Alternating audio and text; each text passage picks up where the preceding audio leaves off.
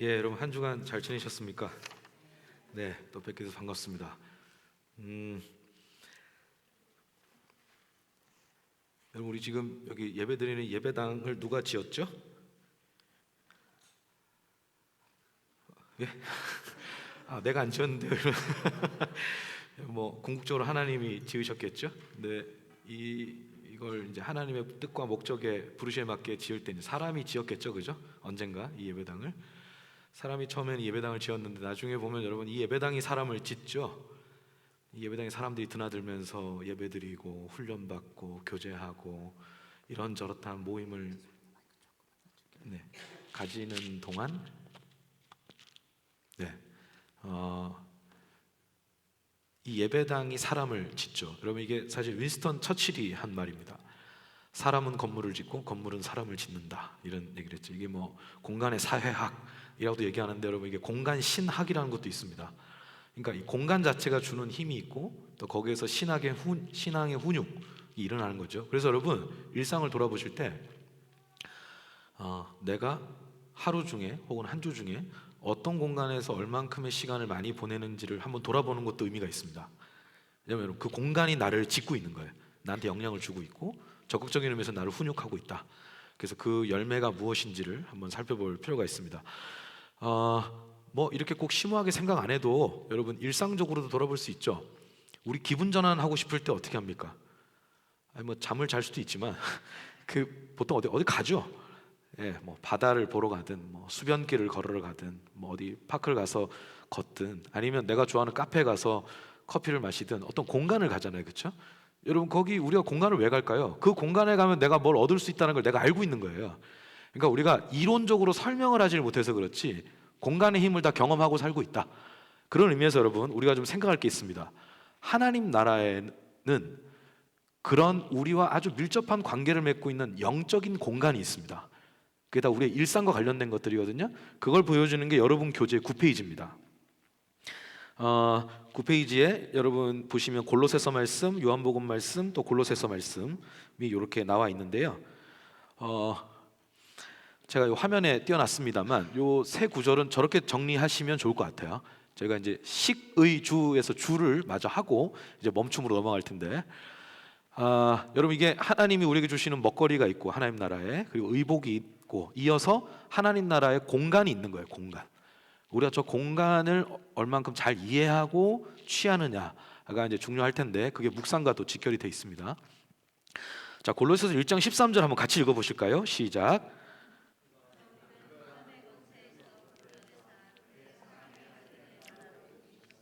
아멘. 이건 저희가 지난주에 살펴봤던 말씀이죠.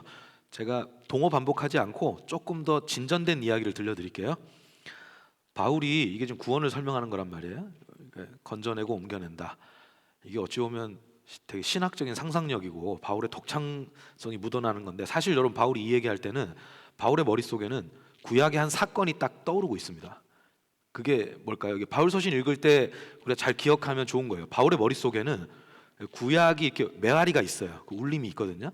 그래서 서신서 곳곳에 담겨 있는데 출애굽 사건이 머릿속에 있는 겁니다.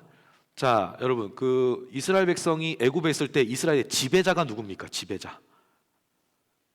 바로 왕이죠. 그리고 바로 왕 아래에 있을 때 이스라엘의 신분이 뭡니까? 노예죠. 그 노예에서의 삶이 어땠습니까? 비참했죠. 비참했어요. 그냥 뼈가 뜨거워지도록 일하다가 먼지로 사라지는 삶이었어요. 도망갈 길도 없고 피할 길도 없고 그냥 다 받아내야 하는 그런 운명이었거든요. 자, 이런 이스라엘을 하나님이 건져냈어요. 건져냈습니다. 자, 이제 지배자, 통치자가 누구로 바뀌었습니까? 하나님으로 바뀌죠? 그러면 그 아래에서 이스라엘의 신분은 뭐가 됩니까? 노예입니까?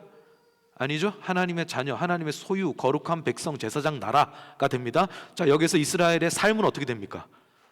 의미 면에서 가치 면에서 완전히 뒤바뀌었죠. 자기를 위한 복을 얻었을 뿐만 아니라 자기를 통해서 하나님이 세상을 바꾸시려고 합니다. 역전도 이런 역전이 없어요. 자기 몸 하나 건사하기 어려웠던 사람들이 그리고 비참하게 끝맺음을 할 거라는 게 운명으로 정해졌던 사람들이 이제는 자기 운명이 바뀌었을 뿐만 아니라 세상의 운명을 바꾸는 사람들이 된 거예요. 어마어마한 역전입니다. 그리고 이제 이스라엘 백성에게는 절대로 헛됨이라는 게 없습니다. 이게 중요하죠. 우리도 살면서 그런 거 느끼지 않으세요? 저희 어머니가 이제 그 70대 중반이신데 이제 연세 드시니까 한 번씩 좀 마음이 약해지실 때가 있으세요. 저한테 이러시더라고요. 나이를 먹으니까 제일 두려운 게 뭐냐면 내가 이제까지 잘못 살아왔다라는 어떤 순간을 마주하게 될까 봐 되게 두렵다, 이런 얘기를 하더라고요. 제가 그때 제가 뭐 어머니만큼 살지도 못했지만 제가 좀 진지한 마음으로 어머니 손잡고 엄마, 그 하나님 나라에는 헛된 것도 없고 쓰레기도 절대 없다, 그걸 믿으셔야 된다, 이런 말씀 드렸습니다. 여러분, 우리가 살아가는 시간이 이렇게 헛되다고 느낄 때가 있죠. 그리고 헛수고라고 느낄 때가 있어요. 무의미라고 느낄 때가 있거든요. 근데 여러분, 그것조차도 하나님은 선한 것으로 쓰실 수 있습니다. 우리가 그걸 믿는 거예요. 그래서 하나님 나라 백성에게는 헛되고 무용하고 버려지는 게 없다. 하나님 악조차도 바꿔 쓰신 하나님께서, 그래서 우리가 그런 말 하잖아요. 하나님은 구분선도 직선으로 쓰실 수 있다 라는 걸 우리가 믿는 거죠. 이스라엘 백성이 지금 그렇게 된 거예요. 무의미로 가득 찼던 사람들이 이제는 아주 값지고 고귀한 인생을 살게 된 겁니다. 자, 여러분, 이렇게 바뀌었는데, 자, 여기에서부터 여러분과 하고 싶은 얘기는 이겁니다. 자, 이스라엘 백성이 이제 지배 통치자도 바뀌었고 신분도 바뀌었고 삶의 가치도 바뀌었어요. 자, 그러면 그 이전에 이스라엘을 손아귀에 넣고 있었던 바로가 이제 이스라엘에게 영향을 줄 수 있습니까, 없습니까? 이 대답 잘 하셔야 돼요. 영향을 줄 수 있습니까, 없습니까? 가만히 생각해 보세요. 영향. 여러분, 이스라엘이 이제 출애굽에서 나가는데 바로가 마음이 바뀌죠. 하나님 앞에 한번 허리가 분질러져서 엎드리긴 했는데 또 열받은 거예요. 자기가 너무 분통이 터지고 입은 피해가 너무 큰 거예요. 그러니까 안 갚으면 하겠다고 쫓아옵니다. 자, 뒤에는 바로 군대가 쫓아오고 앞에는 바다가 막고 있어요. 이스라엘이 그때 영향을 받았습니까, 안 받았습니까? 받았죠. 울고 불고 난리가 났잖아요. 죽을 데가 없어서 여기까지 데려와서 우리를 죽이냐 이러고 원망하고 어떡할 거냐 막 이랬단 말이에요. 영향은 받고 있어요. 그래서 실제로 바로가 이스라엘에게 결정타를 줬습니까, 못 줬습니까? 못 주죠. 여러분, 바로 이 차이. 영향은 주지만 결정타는 줄 수 없다. 왜 그럴까요? 하나님의 손아귀에 있기 때문에. 뺏어갈 수도 없고 결정적으로 건들 수 없습니다. 결정적으로 앗아갈 수 없는 거예요. 이게 구원의 은혜죠. 그럼 이걸 오늘날 우리로 오면, 바울이 그 출애굽의 구원을 이 신약 백성의 구원으로 쫙 펼치는 거예요. 그 당시에는 이스라엘 한 민족을 위한 구원이었지만 이제는 온 세상을 위한 구원이 됐거든요. 자, 우리도 흑암의 권세에 있다가 거기서 종로로 타고 허덕이다가 옮겨졌어요. 아들의 나라로 옮겨졌어요. 자, 흑암의 권세가 우리에게 영향을 줄 수 있습니까, 없습니까? 줄 수 있어요. 그리고 특히 여러분, 우리의 자격 시비를 많이 걸어요.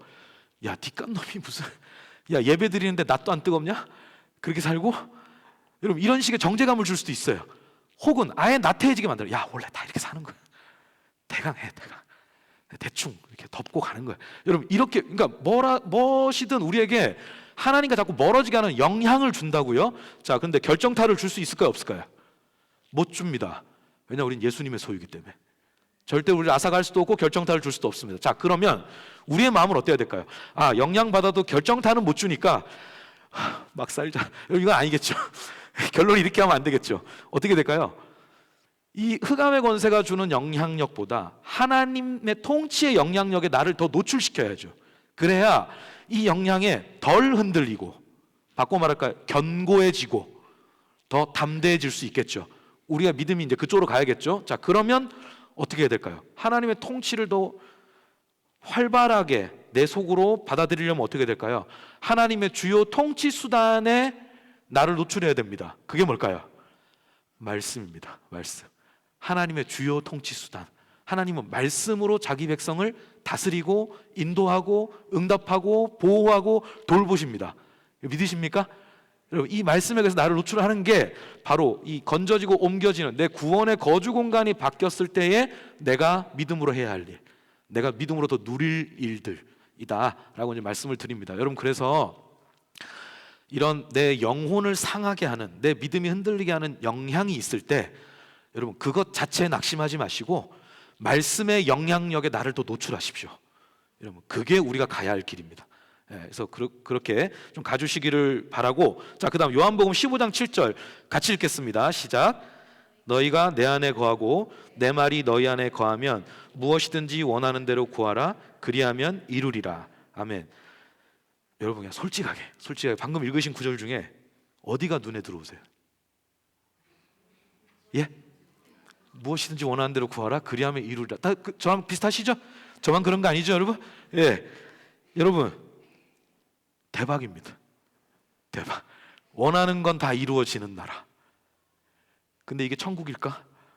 여러분 신앙생활 해보면 어떠시던가요? 원하는 대로 다 이루어지시던가요? 저도 근래에 제가 굉장히 기대했던 게 있었거든요. 그거대로 안 됐어요. 그러면 둘 중에 하나인가요? 이 말씀이 거짓말이거나 제 믿음이 가짜거나. 둘 중에 하나일까요? 그거 아니겠죠, 당연히. 여러분 믿는 대로 다 이루어지는, 내가 원하는 대로 다 이루어지는 나라는 천국이 아닙니다. 그거는 혼돈의 세계입니다. 그 브루스 올마이티라는 영화 보신 적 있으세요? 짐 캐리가 나왔던? 그게 뭐 영화의 재미로 그냥 이해하십시오. 거기 이제 극 중에 주인공이 막 일이 너무 안 풀려요. 다 꼬이고 공들였던 거 무너지고 막 빠꾸당하고 막 이랬거든요. 그러니까 이 사람이 이제 하나님 막 원망을 하는 거예요. 왜 나한테 이런 짓을 하시냐고 막 손가락질하면서. 근데 이제 극 중에 하나님이 오셔서 내가 너 같은 원성을 한두 번 들은 게 아니라 나도 이제 지친다. 그래서 어떻게 하냐, 나 휴가 갈 거니까 당분간 내 일을 네가 해라 하고 하나님 능력을 짐 캐리한테 다 줘요. 짐 캐리가 이제 그걸 가지고 자기 꼬였던 인생을 하나씩 풀기 시작하고 이렇게 잘 나가고 있는데 그다음부터 뭐냐, 귀에 자꾸 뭐가 소리가 들려요. 짐 캐리가. 이게 뭐냐면 수많은 사람들이 하나님께 기도하는 소리예요. 근데 그게 이제 짐 캐리가 임시직을 맡았으니까 짐 캐리 귀로 다 들리는 거예요. 이걸 하나하나 듣는데 짐 캐리가 너무 지치니까 어떻게 하느냐, 올 예스를 누릅니다. 다 기도한 대로 될지어다. 어떻게 됐을까요? 전 지구촌에 재앙이 임합니다. 여러분 사람의 욕망대로 이루어지는 나라, 그 진짜 위험한 겁니다. 아니 우리가 신앙생활에서도 이런 게 있죠. 저의 자신을 돌아봐도 한 10년 전에 제가 어마어마하게 진지하게 하나님께 바라고 구했던 게 있다고 쳐요. 근데 그게 안 됐어요. 근데 지금 10년이 지난 지금 돌아보잖아요. 그거 안 되길 잘했어요. 더 나은 길이 있었어요. 그러니까 여러분 우리는 어느 한 구간만 보죠. 지금 내가 처하고 있는 이 한 구간만 보지만 하나님 어떻습니까? 전체를 보시죠. 시공간을 초월해 전체를 보시니까 나에게 있어서 최선인 것이 하나님께 최선이 아닐 수 있다. 여러분 이런 인정, 그리고 하나님은 절대 나에게 뭔가 인색하지 않으시다는 걸 그래서 믿어야 되는 거예요. 하나님은 나에게 더 좋은 걸 주시려고, 더 선한 길로 인도하시려고 지금은 일시적인 이게 좌절이 있지만 이게 궁극적으로는 좌절이 아니다 라는 걸 우리가 이제 이해할 필요가 있죠. 그래서 여러분 무엇이든지 원하는 대로 구하라 그리하면 이루리라. 우리가 이걸 때로는 믿음으로 붙잡고 기도할 필요도 있지만 이것도 너무 큰 시험에 드는 것 또한 경계해야 되겠습니다. 그러면 결국 이 구절의 핵심은 뭘까요? 앞에 조건절입니다. 너희가 내 안에 거하고 내 말이 너희 안에 거하면. 여기 제가 적어놨죠. 상호 거주 공간. 예수님과 우리의 상호 거주 공간. 제가 결혼한 지 지금 한 15주년 됐거든요. 연애를 한 2년 했습니다. 그럼 이제 17년간 저와 아내는 상당히 특별한 사이로 살았죠. 연인에서 이제 부부로 해서 17년을 살았는데 17년을 상호 거주하다 보니까 말하지 않아도 알 수 있는 게 많아졌습니다. 제가 오늘 같은 날 강의 마치고 이제 집에 가잖아요. 집 문을 딱 열고 들어갔을 때 아내가 저를 보면서 여보 왔어요? 할 때 요 톤, 여보 왔어? 여보 왔어? 여보 왔네? 여러분 요 차이를 여러분 느끼십니까? 여러분 이 차이에서 저는 우리 아내의 하루를 추측할 수 있습니다. 예, 그래서 우리 아내가 뭐가 마음이 좀 안 좋았는지, 지쳤는지, 뭐 이렇게 했는지 이렇게 대충 감안을 해서 아내한테 이제 말을 건네고 그 얘기를 합니다. 아내는 저한테 안 그럴까요? 여보 나 왔어 하는 이 말투 하나로 아내는 저의 어떤 하루를 이렇게 짐작을 합니다. 그러니까 여러분 말해서 통하는 게 중요해요. 원래 말해야 됩니다. 말 안 하고 알아주길 바라는 건 좀 위험할 수 있어요. 그런데 때로는 다 말하지 않아도 통하는 것도 있는 거죠. 어떻게 그랬을까요? 상호 거주, 약간 이렇게 뭐랄까요? 그 가장 밀도가 높은 어떤 그 관계로 이렇게 쭉 같이 살아온 시간이 축적이 돼서 이제 있는 일이죠. 그리고 마음이 통하는 게 있고요. 또 하나, 그 제가 여기 밴쿠버 오기 전에 저희 어머니가 같이 사셨어요. 3대 같이 살았는데 이게 어머니랑 저희 부부가 같이 외출을 할 때가 있어요. 애들은 학교 가고 나가면요, 이 어머니가 이제 제 엄마거든요. 얘 엄마가 아니에요. 근데 나가면 사람들이 이쪽 엄마인 줄 알아요. 이 모녀지간. 그래서 저는 사위고 이렇게 이해를 해요. 왜 그럴까요? 이게 지금 우리 둘이 어떻게 됐다는 뜻입니까? 닮았다라는 뜻이죠. 그러니까 왜 기분 나쁘세요, 여러분? 그냥 물론 저희 아내가 저를 닮으면 안 되죠. 당연히 닮으면 안 되는데 여러분 설마 하니 이목구비가 변했겠습니까? 분위기가 비슷해진 거죠. 분위기가. 그러니까 이게 모녀지간으로 보는 거예요. 여러분 닮아가는 게 있습니다. 닮아가는 거. 상호 거주의 유익은 통한다, 닮아간다로 정리해도 무리가 없습니다. 예수님과 우리의 상호 거주도 그러하다 라는 말씀을 드리고 싶습니다. 여러분 예수님과 함께 동행하고 나누고 또 같이 경험하고 했던 그 시간이 쌓여서 예수님과 우리의 마음이 점점 더 잘 통하게 됩니다. 예수님의 뜻이 더 나에게 가까워집니다. 그리고 내가 바라는 것도 예수님의 뜻에 가까워집니다. 그리고 예수님의 뭘 기대하시는지 알 것 같은 거예요. 그래서 큰 틀에서 예수님의 어떤 마음에 감동이 일어나고 공명이 많이 일어나니까 그 전보다 훨씬 신앙생활이 안정되고 헤아림이 깊어지고 열매도 있는 거예요. 그런 상태에 있는 사람이 원하는 건 예수님의 뜻에 부합할 가능성이 크고 그 사람이 구한 건 이루어진다가 오늘 이 구절이죠. 그렇게 이해할 수 있겠죠. 그죠? 그래서 여러분 예수님과 우리가 상호 거주하는 게 중요한 거예요. 이거 제가 이제 여담인데요. 예수님의 마음을 아는 게 여러분 중요한 겁니다. 가끔씩 일상의 사소한 걸 하나하나 성령님의 음성을 듣는 것이 고도의 영적인 생활이라고 믿고 그렇게 사는 분들이 있어요. 제가 그 진심은 의심하지 않습니다. 일상에서 하나님과 함께 하고 싶어하는 그 진심을 저는 의심하지 않는데 여러분 너무 그렇게 가면 삶이 왜곡됩니다. 아니 요리할 때 찌개 끓이는데 성령님이 간장 좀 더 넣어라 이런 얘기 하세요? 밥 먹을 때 야 이번에 깍두기 찍어 먹어라 이런 얘기 하시나요? 여러분 하나님 그런 거 안 하시죠. 큰 틀에서 예. 우리가 애들한테도요 사소한 거 가르칠 때는 어릴 때 크면 어떡하죠? 그냥 놀이터에서 놀아. 놀이터에서 뭘 하는 건 자기 자유예요. 대신에 엄마 시야 안에 있어야 된다. 요 정도만 알려주는 거죠. 그러니까 여러분 뭔지 아시겠어요? 예수님의 마음과 기대치를 이렇게 큰 틀에서 이해하면 오히려 사소한 것에 대한 기쁨과 즐거움도 더 살아납니다. 그리고 내가 더 책임감 있고 자발적으로 뭔가를 할 수 있는 훈련도 되는 것이고요. 그래서 상호 거주의 은혜를 통해서 우리가 더 그런 쪽으로 성숙을 하는 게 좋겠다라는 생각이 들고, 자 그런 상호 거주를 만들어주는 중요한 매개가 있죠. 그게 뭡니까? 내 말이 말씀. 여러분 말씀을 통한 사귐, 동행. 여러분 이것이 예수님과의 시간, 그리고 그 시간이 우리 안에 마음의 일치, 마음의 통함을 준다. 성경에서 말하는 일치는 여러분, 하나님과 우리의 일치는 존재의 일치로 가면 이게 약간 위험할 수 있습니다. 뜻과 마음에 있어서 일치로 봐야 돼요. 예를 들까요? 제가 여러분한테 여러분 저는 신앙생활하고 기도 많이 했더니 예수님과 존재의 일치를 이뤄서 제가 예수님이고 예수님이 접니다. 이러면 어떻게 되는 거예요? 빨리 경찰 불러야죠. 사이비 교주입니다. 여러분 이건 되게 위험한 얘기예요. 마음에 그리고 뜻에 있어서의 일치, 점점 더 근사에 가까워지는 것. 여러분 이게 이제 우리 삶에 필요하고 거기에 말씀의 역할이 있다 보시면 좋겠고요. 골로새서 3장 16절 17절 같이 읽겠습니다. 시작.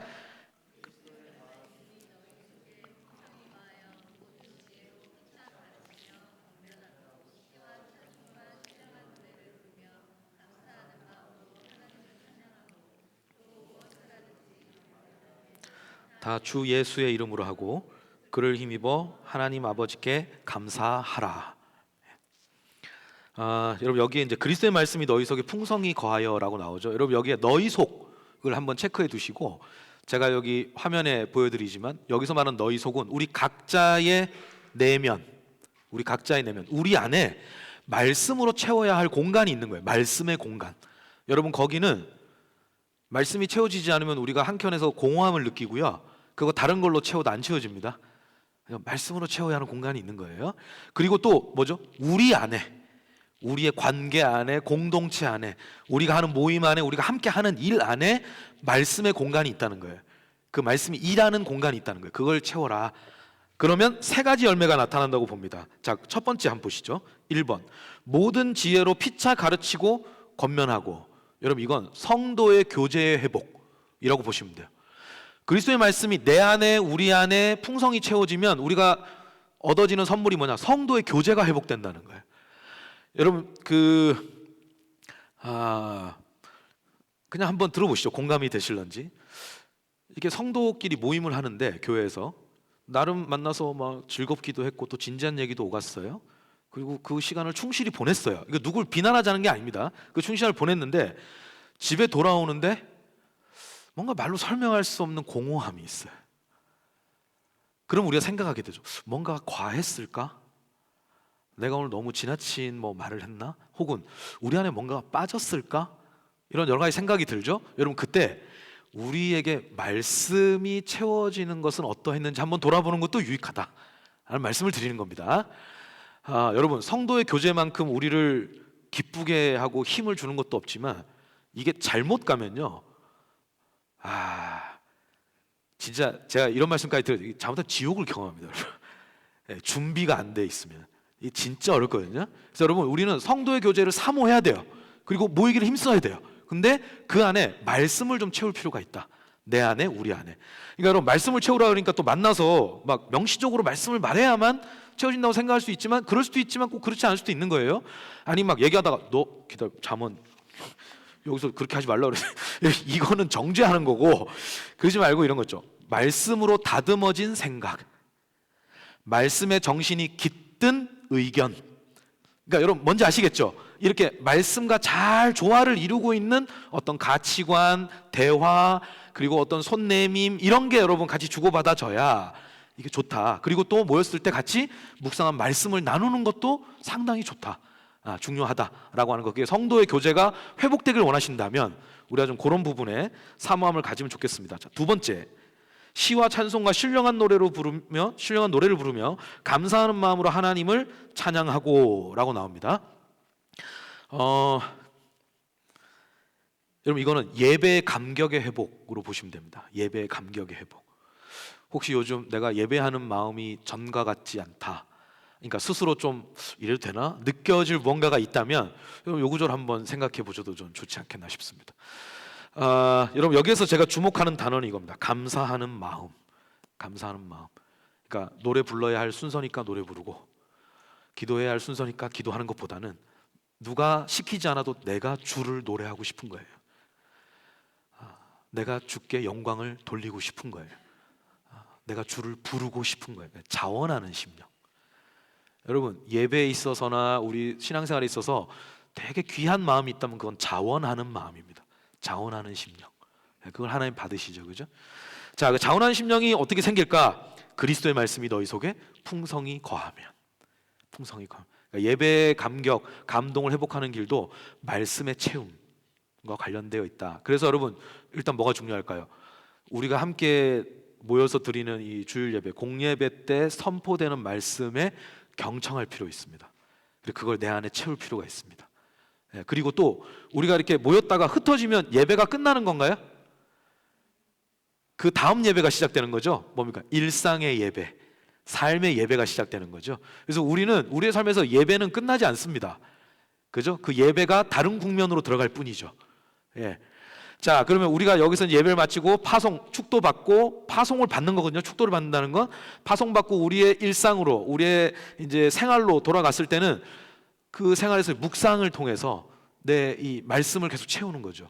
이게 나로 하여금 삶의 예배를 드리는 마음, 그러니까 예배자로 살아가는 마음을 더 키워주고, 이게 주일 예배에 또 결합이 돼서 더 큰 예배의 감동, 그리고 이게 또 우리의 일상을 새롭게 하는, 이게 맞물림, 은혜 맞물림으로 우리가 좀 기대할 필요가 있겠고, 그래서 우리 함께 드리는 예배와 묵상을 이 충돌의 개념으로 보시면 안 돼요. 이건 보완의 개념이에요. 보완의 개념. 이제 그렇게 이해를 하시면 좋겠습니다. 마지막으로, 무엇을 하든지 말에나 일어나 다 주 예수의 이름으로 하고 그를 힘입어 하나님 아버지께 감사하라.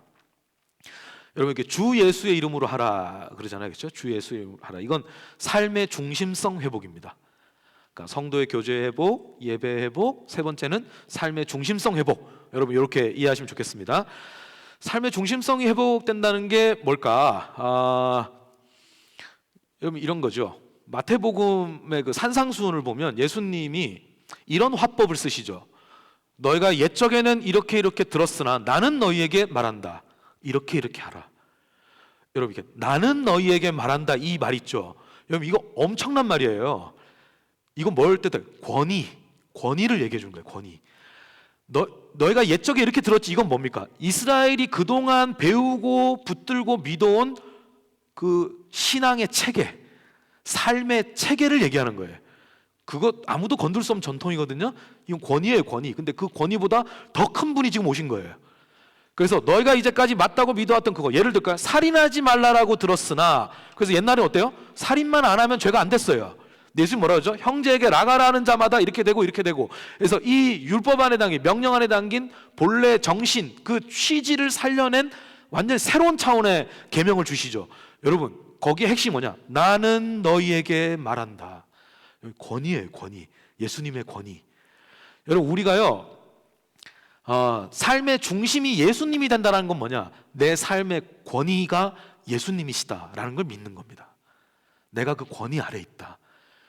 자, 이스라엘이 그동안 붙들어왔던 하나님 관, 인생 관 등등등이 있는데, 그걸 예수님을 통과해서 새로운 차원으로 말씀해 주셨잖아요. 우리가 묵상할 때도 이런 일이 있으면 좋겠습니다. 여러분, 우리가 다 나름대로 자기 소신이 있죠. 여러분, 그거 자체가 나쁜 게 아니죠. 사람한테는 그런 게 필요합니다. 내 나름대로 인생의 확신도 있고요, 소신도 있고요. 좀 더 나가면 어떨까요? 약간 성격도 있고, 그래서 남이 건들 수 없는 지점도 있고, 다 그런 게 다 있어요, 사람마다. 근데 여러분, 그게요, 예수님 앞에서 새로워져야 됩니다. 너는 이제까지 그게 맞다고 믿어왔지. 묵상할 때 이런 류의 도전이 있는 거예요. 나는 너에게 말한다, 이게 더 좋은 길이란다. 나랑 한번 가보지 않으련? 이런 예수님을 통과한 어떤 나의 신념의 변화, 내 입장의 변화, 내 편견의 변화, 여러분, 이런 게 좀 있어야 되는 거예요. 그 내 인생의 목표의 변화, 청사진의 변화, 이런 게 좀 있어야 되는 거예요. 예수님이란 권위를 통해서 바뀌는 거. 그게 바로 주 예수의 이름으로 하고 라고 이제 보이는 겁니다. 그러니까 나에게 주인이시다, 예수님이. 이 예수님의 다스림 아래서 나는 내 삶을 만들어 간다라는 것. 여러분, 요새 사회적으로 한국에서 한때 유행했던 말 있죠. 중꺾마라고 들어보셨죠? 중요한 건 꺾이지 않는 마음이다. 그래서 중꺾마라고 얘기하는데요. 중요합니다. 신앙에서도 중요한 건 꺾이지 않는 마음, 이런 거 필요합니다. 근데 또 다른 한편으로는, 여러분, 때로는요, 예수님, 나는 너에게 말한다 라고 우리 앞에 임재하시는 예수님 앞에서 꺾을 줄도 알아야 됩니다. 여러분, 꺾일 줄도 알아야 됩니다. 그 꺾이는 게 지는 게 아닙니다. 그게 이기는 길입니다. 여러분, 우리가 이 예수님의 이름 앞에 우리가 좀 그런 식의 받드는 그런 마음이 좀 있어야겠습니다. 그 말씀으로. 자, 여러분, 그래서 이렇게 한번 먹다, 입다, 살다, 이게 하나님 나라 식의주예요. 여러분, 이렇게 보면 사람이 인생을 살 때 뭐가 중요한가를 생각할 수 있습니다. 여러분, 보통의 사람들은 사람이 살아가려면 뭐가 바탕이 되든 물적 토대가 있어야 됩니다. 물적 토대, 어떤 그 안에 경제적 기반, 이런 게 있어야 되는 거예요. 그게 중요하다고 얘기해요. 여러분, 이건 세상의 상식이고 통념이에요. 그리고 우리도 살아가면서 이 부분을 아예 무시할 수 없습니다. 그런데 여러분, 우리에게는 더 근본적인 토대가 있는 거예요. 영적 토대, 하나님 나라의 식의주. 여러분, 이게 있잖아요. 물적 토대가 좀 약해지는 시절이 오더라도 우리 다시 일어날 수 있습니다. 우린 영적 토대가 있기 때문에 우린 무너지지 않아요. 이해되세요? 그래서 여러분, 좀 이런 담대함을 가지세요. 내가, 하나님이 나에게 말씀을 통해 주시는 식의주가 있으면 난 광야에서도 다시 시작할 수 있다. 이런 용기를 좀 가지셔야 돼요. 배짱을 좀 가지시는, 그것도 저는 믿음이라고 생각합니다. 자, 여러분, 그러면 좋은데 하나님 나라의 식 좋아요, 의복 좋아요, 거주 공간 좋아요. 그럼 이게 어떻게 하면 내게 되느냐? 여러분, 그걸 설명해 주는 게 2부입니다. 묵상을 통해서 그걸 내 걸로 만들자라고 해서 여러분의 교재를 좀 훌쩍 넘어서 15페이지를 보시면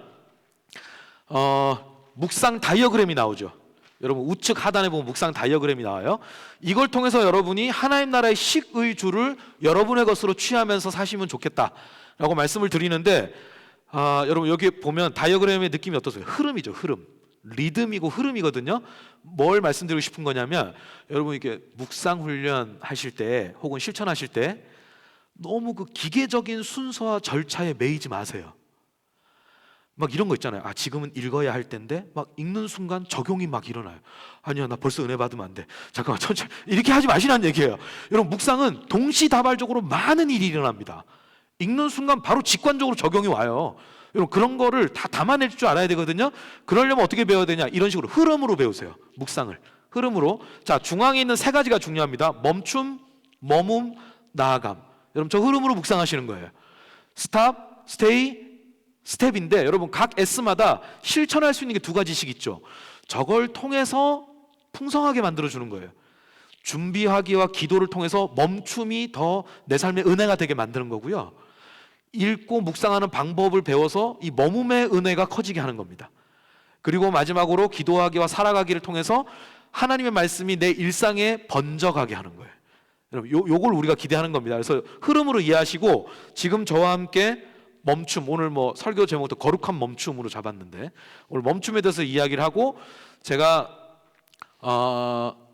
오늘은 올 때 한 가지를 준비해 왔습니다. 뭐냐면 이제 미움받을 용기를 준비해 왔거든요. 그래서 여러분의 막 눈빛이 저를 죽일 듯이 보셔도 제가 오늘은 좀 최대한 많이 하고 그렇게 하도록 하겠습니다. 자, 오늘 멈춤, 여러분 어떻게 멈출 것이냐? 여러분 묵상의 시작은 멈춤이거든요. 멈춤 훈련을 해야 됩니다. 제가 뭐 나중에도 여러분께도 숙제를 한번 부탁드리겠지만 검사하지 않는 숙제. 여러분 묵상을 진짜 하고 싶고 묵상 가운데 하나님을 깊이 만나시고 싶으면요, 저는 제일 먼저 뭘 제안드리냐면 한 주를 사시는 동안 하루에 10분 멈추는 훈련 하시라 그래요. 여러분 하루에 10분을 오롯이 말씀에, 그리고 이 말씀을 통해 만나는 하나님께 내 주의를 집중하는 게요, 이게 생각보다 쉽지 않습니다. 여러분 우리가 요즘에 현대인의 삶이 어떻죠? 이 멀티태스킹이 익숙하잖아요. 여러분 멀티태스킹은 한순간에 여러 가지 일을 한다라는 표현으로는 좀 부족합니다. 그 개념을 설명하기가. 멀티태스킹은 뭐냐면 한순간에 지각이 여러 대상을 향해 분산되어 있는 상태를 말하는 거예요. 제가 예전에 저희 그 누님 집에 조카가 한 명 있는데 걔가 어릴 때 중학생 때 이제 집에 조카 만나러 갔더니 얘놈이 삼촌이었는데 나와보지도 않아요. 그래가지고 방문을 두드리고 야 너는 삼촌 하는데 얼굴도 안 보냐? 들어갔더니 뭘 하고 있냐면 데스크탑에서 이제 게임을 하고 있어요. 게임을 하고 있는데 이걸 쓰고 그 게임을 채팅을 이게 막 음성으로 막 얘기를 하면서 게임을 하고 있더라고요. 그러면서 핸드폰으로 통화를 하고 있어요. 야, 걔 어떻게 됐어 지금? 온대 안 온대? 막 이래요. 그래서 카톡 보냈다는데 이거 또 통화를 하다가 이걸 치우고 이거 막 이런 걸 막 확인하고 있어. 얘 동시에 몇 개 하고 있어요? 4개, 5개. 그러면서 이래. 삼촌 왔어? 이러더라고요. 제가 6번째 관심 대상이었거든요. 제가 보는데 기가 차더라고요. 그래서 야, 너는 네 친구를 다 이루고 사냐? 그러니까 내가 이런 걸로는 내가 제일 잘해. 뭐 이게 뭐야? 여러분 이게 그러니까 우리가 애들을 보면 그런 걱정하지만 사실 우리도 그런 식의 상황, 뭐 이런 뭐 생존 방식 이런 거에 이제 우리 익숙합니다. 이 멀티태스킹이. 여러분 그 실제로 의학적으로도 그게 연구가 나왔죠. 이 멀티태스킹이 치매의 지름길이랍니다. 굉장히 안 좋은, 그러니까 사람한테 안 좋은 거예요, 여러분. 이게 우리는 통신 체계가 많이 발달하고 미디어가 발달하니까 여러 가지 우리 노출하고 살지만 이게 사실 사람에게는 이게 뭐 문명적으로 이게 진보냐 아니 퇴화일 수 있는 거예요. 왜냐하면 그 한병철이라는 철학자가 실제로 이런 말을 했습니다. 정글에 가면 짐승들이 멀티태스킹으로 산대요. 자기가 먹이를 이제 잡아서 먹어요. 이걸 먹을 때 주위에 먹이 사슬에서 자기 윗단계가 또 자기를 치러 오지 않을지 감시하면서 먹는데요. 그러면서 자기 새끼들이 지금 안전하게 있는지를 또 살펴본대요. 그러면서 자기 또 다음 먹잇감을 주시한대요. 이게 여러 가지에 분산돼서 사는 거예요. 여러분 이게 정글의 약간 라이프 스타일인 거예요. 그러니까 이게 인간적 삶에 있어서의 이게 재고가 필요하다라는 나름대로의 진지한 음성들이 많죠. 목소리들이 많습니다. 그래서 우리가 뭐 이걸 자녀 교육이나 또 우리의 삶의 방식에 많이 좀 성찰이 필요한 부분인데 성경은 여러분 오래전부터 우리에게 뭘 얘기해왔냐면 멈추라고 얘기해왔습니다. 멈출 줄 알아야 된다. 그리고 여러분 여기서 멈추라는 건 뭐냐면 멍 때리고 심심해지라는 뜻이 아니에요. 그래서 여기서 말하는 멈춤은 이렇게 이해하십시오. 능동적 멈춤. 목적이 있는 멈춤이에요. 뭘 목적으로 할까요? 하나님 앞에 머무르기 위해서 멈추는 거예요. 하나님께만 내 모든 주의와 신경을 쏟기 위해서 멈추는 거예요. 여러분 그걸 보여주는 구절이 여러분 14페이지 나와 있는 시편 123편 2절 말씀입니다. 시편 123편 2절. 같이 읽겠습니다. 시작. 상전의 손을 바라보는 종들의 눈같이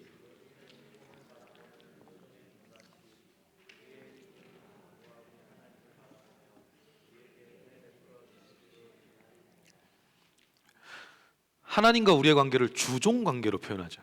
여러분 이건 바로 왕과 이스라엘의 관계 때의 주종으로 이해하면 곤란하겠죠.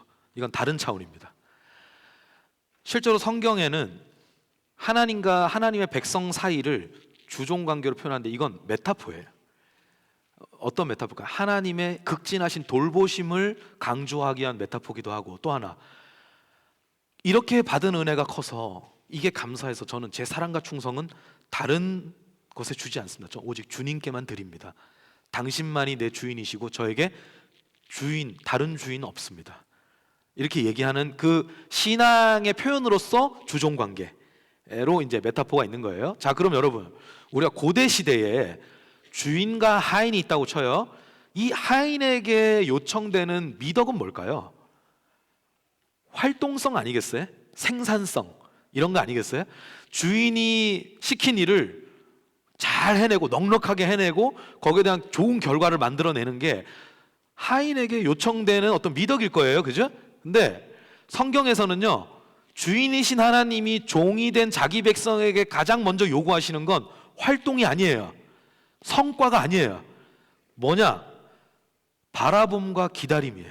바꿔 말할까요? 멈춤이에요. 멈춤. 저기서 바라보고 기다린다는 건 뭘까요? 그 대상이 뭡니까? 하나님의 얼굴을 바라보는 거예요. 하나님의 마음을 바라보는 거예요.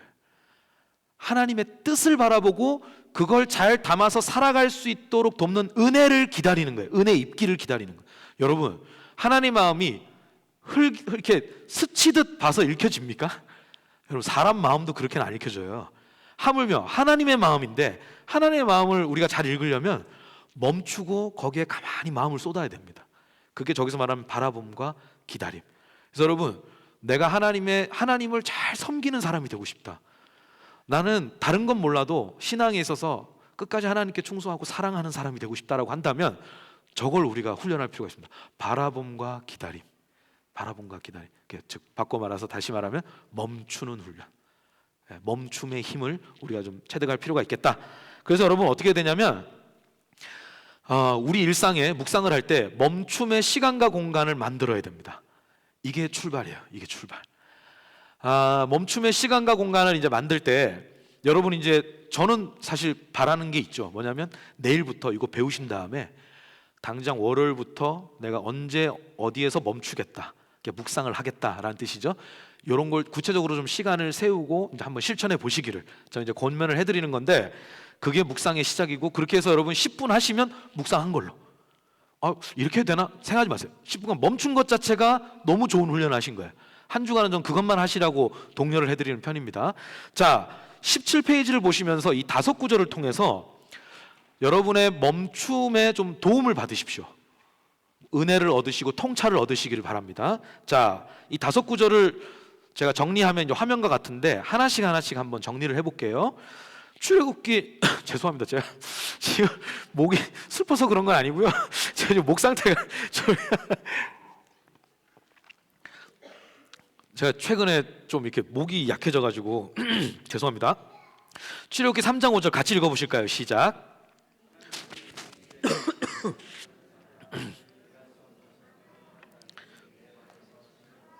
아멘. 자, 여러분, 모세의 40년 미디안 광야 생활의 종지부를 찍고 이제 출애굽이라는 역사의 부름을 받는 순간입니다. 모세가 애굽에서의 40년 세월은 실패로 마감을 했죠. 왕실 소속이었거든요. 하지만 혈통은 동족이 이스라엘이었죠. 그러니까 이중신분. 그러니까 모세는 여러분 정체성에 고민이 많은 사람이에요. 나는 어디 소속인가? 그러니까 우리가 좀 공감할 만한 이야기가 있는 거죠. 거기에서 이 디아스포라 그리스도인으로 사는 사람들한테도 이게 뭔가 모세는 이게 참 묵상해 볼 만한 인물이에요. 이 사람은 근데 뭐죠? 두 쪽 다 해서 버림받았죠. 이스라엘한테도 버림받고 왕실에도 버림받은 거예요. 그러니까 이 모세가 느끼는 소외감이라는 건 우리가 상상하는 것 이상이고요. 미디안 광야에서 40년 사는 동안 이 사람의 주요 정서는 후회일 겁니다. 후회. 여러분, 뭐 나중에 기회 되면 설명드리겠지만 하나님이 원하시는 건 후회가 아니라 회개입니다. 후회라는 감옥 안에 갇혀 있기를 원하지 않으세요. 물론 사람에겐 후회라는 게 필요합니다. 근데 하나님 그 후회를 쓰신다고요. 쓰시는데 그 후회란 감옥에 한번 갇혀 있으면 안 되고, 이제는 그 후회가 회개, 어떤 전환의 구간으로 들어가야 돼요. 근데 이제 모세는 계속 후회 속에 사는 거죠. 자, 그러다가 하나님이 이제 모세를 부르셨는데 어떻게 하셨어요? 유인을 하신 거죠. 나무에 불이 붙었는데 나무가 안 타요. 여러분, 이게 이상한 광경이죠. 이건 우리한테뿐만 아니라 모세에게 이상한 광경인 게, 모세가 미디안 광야에 몇 년 살았다고 그랬죠? 40년. 여러분, 한 로컬에 40년 살면 어떻게 돼요? 우리가 한 지역에 안 떠나고 40년 살면 어떻게 됩니까? 거기 꿰뚫어요. 그 지역의 변천사를 압니다. 40년을 살면 누가 왔다 간지도 알고 가게가 어떻게 바뀐지도 알고 이거 다 알아요. 베테랑이 돼요. 지역의 베테랑이 돼요. 모세가 미디안 광야에 40년이라는 건 그 지형 지물의 베테랑이라는 뜻이에요. 모세는 거기가 뻔한 곳이에요. 자기한테 나름 손바닥에 있는 공간인데 그런 모세에게 낯선 광경이 온 거예요. 이것 또한 메시지죠. 모세에게 너무나 뻔해진 이 세월이 이제는 끝나는 거예요. 하나님의 완전히 새로운 시간 안으로 들어갈 거다라는 걸 이제 보여주는 거죠. 자, 모세가 이제 떨그나무에 딱 가까이 오는데 하나님 뭐죠? 거기까지 서고 신발 벗어라. 거룩한 땅이다. 여러분, 제가 만약에 여러분 앞에서 신을 벗고 딱 서잖아요. 이게 무슨 메시지일까요? 여러분이 제 상전입니다, 이 뜻입니다. 여러분, 이게 고대 사회의 표현이에요. 신을 벗은 자가 낮은 자예요. 그리고 신을 벗게 한 자가 높은 자입니다. 하나님이 뭐죠? 그걸 딱 정해, 나를 경외하라, 내 앞에 엎드리라 라는 걸 모세한테 요청을 하는 거죠. 그러니까 모세의 모든 후회와 불만과 의문을 딱 하나님 일단은 그 관계 설정 안으로 딱 갖고 들어오시는 거죠. 자, 그래서 모세에게 이제 얘기하는데 그 땅이 거룩한 땅이래요. 여러분, 제가 이제 얘기하고 싶은 게 이 부분이거든요. 거기가 왜 거룩한 땅입니까? 광야의 수많은 땅 중에 하나일 뿐이거든요. 거기에 타고나기를 거룩한 땅 없어요. 근데 모세가 선 땅은 거룩한 땅이래요. 이런 거죠. 성경에서 거룩이란 말 많이 접하실 텐데, 여러분, 거룩의 전면에는 도덕성이 나오면 안 됩니다. 뭐 성경책 두 할렐루야 이렇게 여러분, 이런 게 거룩이 아닙니다. 그죠? 예, 이런 거는 모양이고, 그리고 잘못하면 좀 거북할 수도 있고. 여러분, 진짜 거룩은 뭐냐? 이런 거죠. 거룩의 전면에 나와야 되는 거. 여기에 지금 물건이 많습니다. 제가 여기 강대상에 물건이 많은데, 목이 말라서 물을 마시려고 다 컵을 들잖아요. 이게 거룩입니다. 무슨 뜻이냐? 광야에 수많은 땅이 있는데, 내가 이 땅에서 모세를 만나야겠다 라고 결정을 하면 그 땅이 거룩한 땅이 되는 거예요. 이해되십니까? 거룩은 부여받는 거예요. 부여받는 거예요. 여러분, 우리가 성도죠. 우리 거룩한 사람이죠. 그죠? 여러분, 우리가 어떻게 거룩해지죠? 부여받는 거예요. 하나님 우리를 선택하셨잖아요. 이해되십니까? 이게 무슨 얘기인지? 자, 여러분, 이게 거룩해서 오해하지 마세요. 제가 지금 다른 얘기를 하는 게 아닙니다. 이 출발은 하나님의 특별한 목적에 의해서 선택됐을 때 거룩해지는 거다. 그럼 모세는 그곳에 이제 거룩한 땅에 서게 된 거예요. 여러분, 이게 우리에게 묵상을 할 때 어떤 의미를 주는 걸까요? 어떤 의미를? 여러분이 만약에 식탁에서 묵상을 하면서 주님을 만나면 거기가 거룩한 공간인 거죠. 여러분이 만약 버스를 타고 가다가 거기서 잠깐 시간 짬을 내서 묵상을 해서 주님을 만난다면 거기가 거룩한 공간인 거죠. 커피숍에 앉아서 잠깐 쉼을 누리면서 여러분이 거기서 묵상하며 주님을 만났다면 그 커피숍이, 카페가 거룩한 공간이 되는 거죠. 이해되십니까? 여러분의 일상에 공간에 제한을 두지 말란 뜻이에요. 뭔가 갖추어진 곳에 가서 묵상해야 되는 법은 없습니다. 여러분의 일상에서 실천 가능한 공간을 찾으십시오. 그리고 그 공간에 들어가서 묵상하십시오. 그럼 하나님 그 공간을 거룩한 공간으로 쓰십니다. 이해되시죠? 그래서 그거를 여러분이 정하시면 되는 거예요. 자, 그 다음 출애굽기 20장 10절 같이 읽겠습니다. 일곱째 날은 내 하나님 여호와의 안식일인즉 너나 내 아들이나 내 딸이나 내 남종이나 내 여종이나 내 가축이나 내 문 안에 머무는 객이라도 아무 일도 하지 말라. 아멘. 여러분, 이게 이제 안식일에 관한 얘기인데,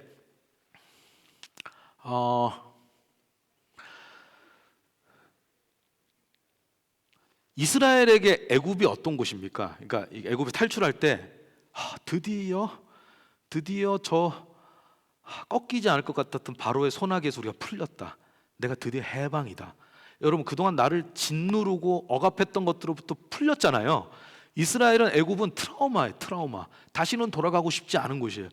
그리고 왔는데 아이러니하죠. 여러분, 광야에서 이스라엘이 종종 그리워하는 곳이 어디죠? 애굽입니다. 애굽에는 부추도 있고 고기도 있고 식당도 아닌데 먹거리 줄줄이 얘기하면서 우린 여기서 이렇게 보잘것없는 음식이나 먹고 막 이러면서 애굽으로 돌아가야 된다. 애굽 귀환 운동을 수시로 벌려요. 제일 싫어하는 곳인데, 여러분 가장 떠나고 싶고 벗어나고 싶었던 곳인데 나한테 가장 익숙한 곳이 있죠. 우리가 사람이 다 그런 게 있어요. 이중적인 거죠. 이중적인. 제가 뭐 이런 말씀 드리는 게 적절할지 모르겠는데, 제 친구 중에 그 여기 손에 이렇게 상처가 난 애가 있습니다. 이렇게 가로로 상처가 난. 얘가 이제 어떤 아픔이냐면, 그 아버지가 이제 좀 가정 폭력을 많이 행사하셨어요. 어릴 때부터 친구거든요. 네. 이제 얘가 처음엔 당하기만 했죠. 근데 얘도 이제 덩치가 커지잖아요, 애가. 나중에는 아빠가 엄마한테 술 먹고 부당하게 막 폭력을 행사하고 그러면 얘가 이제 같이 막는 거예요. 아빠랑 싸우는 거예요. 근데 힘이 어느 순간 아빠가 이제 얘한테 안 되는 거예요. 그러니까 얘가 아빠를 막아내고 이렇게 하니까 아버지가 술김에 이성을 잃어가지고 힘으로 못 이기니까 부엌 가가지고 칼 들고 온 거예요. 얘가 죽인다고, 어디서 감히 나한테 대드냐 이렇게 했는데 얘가 그걸 확 잡아버렸어요. 잡아가지고 그 시기하다 여기 이제 상처가 이렇게 있어요. 얘가 제일 싫어하는 게 뭔지 아세요? 공포 분위기의 가정이에요. 공포 분위기의 가정. 그리고 그 폭력 이런 거에 엄청 예민합니다. 이 친구. 거부 반응이 엄청 빨리 와요. 그 민감하죠. 얘가 결혼할 때도 늘 다짐했던 게 있어요. 난 절대로 우리 아버지처럼 안 살 거다. 실제로 그렇게 살고 있어요. 걔가 아버지의 그걸 교훈 삼아서 정말 가정에 잘해요. 잘하는데 얘가 사석에서 저한테 이런 얘기를 하더라고요. 가족한테 한 번도 티를 안 냈지만 한 번씩 스트레스를 받거나 화가 나는 순간이 왔을 때 자기도 모르게 아버지의 모습이 확 올라온대. 그게 너무 괴로워서 자기가 혼자 엉엉 운 적이 있대. 내가 그렇게 경멸하던 아버지의 모습인데 자기 안에서 이게 본능적으로 올라와 버리니까 뭐죠? 가장 싫어하지만 가장 익숙한, 가장 길들여져 있는 모습. 사람이 얼마나 괴롭습니까? 여러분, 이스라엘에게 애굽이 그런 곳이에요. 너무 싫은데 뼛속까지 애굽성이 길들여져 있어요. 그러니까 자꾸 광야랑 애굽을 비교하잖아요. 지금 그게 아닌데, 그 구도로 가면 안 되는데 지금 계속 그쪽으로만 구도를 짜는 거예요. 그러니까 이게 막 나중에 기억에 조작이 일어나고 막 이러거든요. 그래서 여러분, 하나님이 그 이스라엘의 뼛속까지 물들어 있는 애굽성을 벗겨내기 위해서 시간의 성소를 주셨습니다. 일주일마다 돌아오는 날을 하나 정해서 그 날은 이제 너희는 더 이상 애굽의 소유가 아니야. 애굽으로부터 해방됐어. 내 소유야. 내가 주는 은혜를 힘입어 살거라 라고 하는 게 안식일이에요. 이해되십니까? 우리는 물론 오늘날의 안식일, 율법의 안식일처럼 주일을 지키진 않지만 그 정신을 받아서 예수님의 부활에 초점을 맞춰서, 이 십자가 부활에 초점을 맞춰서 우리는 주일날 예배를 드리죠. 그러니까 여러분, 우리 주일이라는 게 생각보다 큰 의미가 있는 거예요. 여기 와서 주일날 모여서 오늘 예배를 드릴 때 우리 안에는 애굽성을 벗는 거예요. 우리의 애굽성이 있죠. 예. 그래서 우리 안에 애굽성을 벗고 또 하나님 나라의 그 소위 복음화, 이런 하나님 나라의 속성을 덧입는 거예요. 이게 우리의 이제 주일의 은혜입니다. 그래서 여러분, 그 어떤 정치인이 뭐 그랬다잖아요. 우리가 교회를 왜 못 이기는 줄 아냐? 교회 다니는 사람들은 일요일마다 전당대회를 한다. 그런 데잖아요. 막 와가지고 모여서 하나님 나라, 막 우리 그 나라 백성, 우리 이런 나라를 지향하고 하나님 힘 주십시오. 이러면서 저런 사람들 어떻게 이기냐 이런 얘기를 했다잖아요. 그러니까 저는 농담이지만 참 의미 있다. 여러분, 우리가 이 일주일에 한 번씩 모여서 우리가 랭리 은혜교회가 모여서 이렇게 예배를 드린다는 게 여러분 정말 큰 은혜입니다. 큰 은혜. 하나님 큰 축제로 우리를 부르신 거거든요. 그래서 우리가 이제 그런 걸 잘 가면 좋겠는데, 여러분, 그 원리를 매일매일에 가져 들어오는 게 묵상입니다. 이 주일 예배가 지나온 한 주를 돌아보게 하고 앞으로 살아갈 한 주를 새롭게 문을 열어주듯이 우리가 매일 묵상하는 그 10분, 15분, 20분, 30분이 우리의 하루를 새롭게 하기를. 그래서 거기서 애굽성을 벗고 하나님 나라의 속성을 같이 입는, 여러분 그걸 만들자는 게 이제 묵상이니까 여러분 시간 정할 때 나는 그런 의미를 담아서 시간을 정하시기를 바라고요. 자, 출애굽기 34장 2절 같이 읽겠습니다. 시작. 아침까지 준비하고 아침에 시내산에 올라와 산꼭대기에서 내게 보이되. 여러분, 이게 이제 하나님이 모세를 만나는데 네가 산으로 올라오면 내가 산으로 내려가서 널 만나마. 여러분, 사실 이거 하나님의 수직 하강이에요. 모세가 올라가는 것만 우리는 생각하죠. 여러분, 하늘의 하나님이 산으로 내려오는 거예요. 예수님의 성육신의 원시적 형태입니다. 하나님의 수직 하강. 자기 그 사랑하는 백성을 위해서 내려오시는 거예요. 하나님 이제 그 모세를 언제 만나자 이렇게 하는데, 여러분 여기서 제가 주목하고 싶은 단어는 이겁니다. 준비. 모세가, 여러분 하나님, 우리 식으로 표현할게요. 10시에 산 꼭대기에서 하나님 만나기로 했어요. 그러면 촉박하지 않게 시간을 잡겠죠. 내가 여기서 막 30분이 걸린다 그러면 9시 반부터 출발하면서 그 올라가는 수고잖아요, 수고. 그걸 올라가면서 모세가 뭘 할까요? 아이고 이놈의 산이 뭘 이렇게 거치냐, 여러분 이런 생각할까요? 올라가서 주님을 만나는 데 있어서 마음의 준비를 계속하겠죠. 그러니까 여러분, 이 준비를 위한 수고로움에 대해서 우리가 생각해 볼 필요가 있습니다. 여러분 오늘 2시 예배 오셨죠, 그죠? 2시 예배 오실 때 어떤 마음이셨습니까? 오늘 몇 시에 끝낼까? 뭐 이런 생각하실 수도 있지만, 여러분 2시에 예배면 1시 59분까지 내가 할 일 하다가 2시 돼서 예배 이렇게 딱 들어가면 바로 몰입이 되나요, 여러분? 찬양하고 기도하고 성경 봉독하고 목사님 광고 듣고 또 목사님 설교 이러면서 점점점 내가 예배하는 심령이 되죠, 그죠? 이게 무슨 뜻이냐면 바로 진입이 안 된다는 뜻이에요. 사람이라 그렇습니다. 사람이라 그래요. 기계는 온 오프가 바로 전환이 돼요. 온 하면 불 켜지고 오프 하면 불 꺼져요. 만약에 이 조명을 오프를 딱 했는데 이 조명이 내가 오늘 좀 마음이 어려워서 바로 좀 꺼지고 싶지가 않다, 이게 말이 안 되는 소리죠, 여러분. 인격이 없기 때문에 그럴 리가 없어요. 근데 사람은 인격이 있어서 예배하지만 거기에 바로 못 들어와요. 예배당에 와서 여기 앉잖아요. 여기 들어올 때까지의 경험, 감정, 생각 다 안고 여기 들어옵니다. 그러니까 바로 이게 예배 안으로 진입이 안 돼요. 영적으로 설명할 때 진입이 안 되는 거예요. 그럼 우리 어떻게 될까요? 준비해야 됩니다. 2시 예배면 1시부터 마음을 살살 달래야 돼요. 일부러 생각의 가짓수를 좀 줄이고 마음의 초점을 하나님께 맞추고, 그리고 예배하는 그 마음으로 찬양도 하고 짧은 기도도 읊조리고 말씀 한 구절 암송하기도 하고, 이런 식의 여러분의 방식을 찾아서 준비해야 2시 예배 딱 왔을 때 정말 그 예배하는 마음으로 하나님 앞에 나아갈 수 있는 겁니다. 여러분 묵상도 그렇습니다.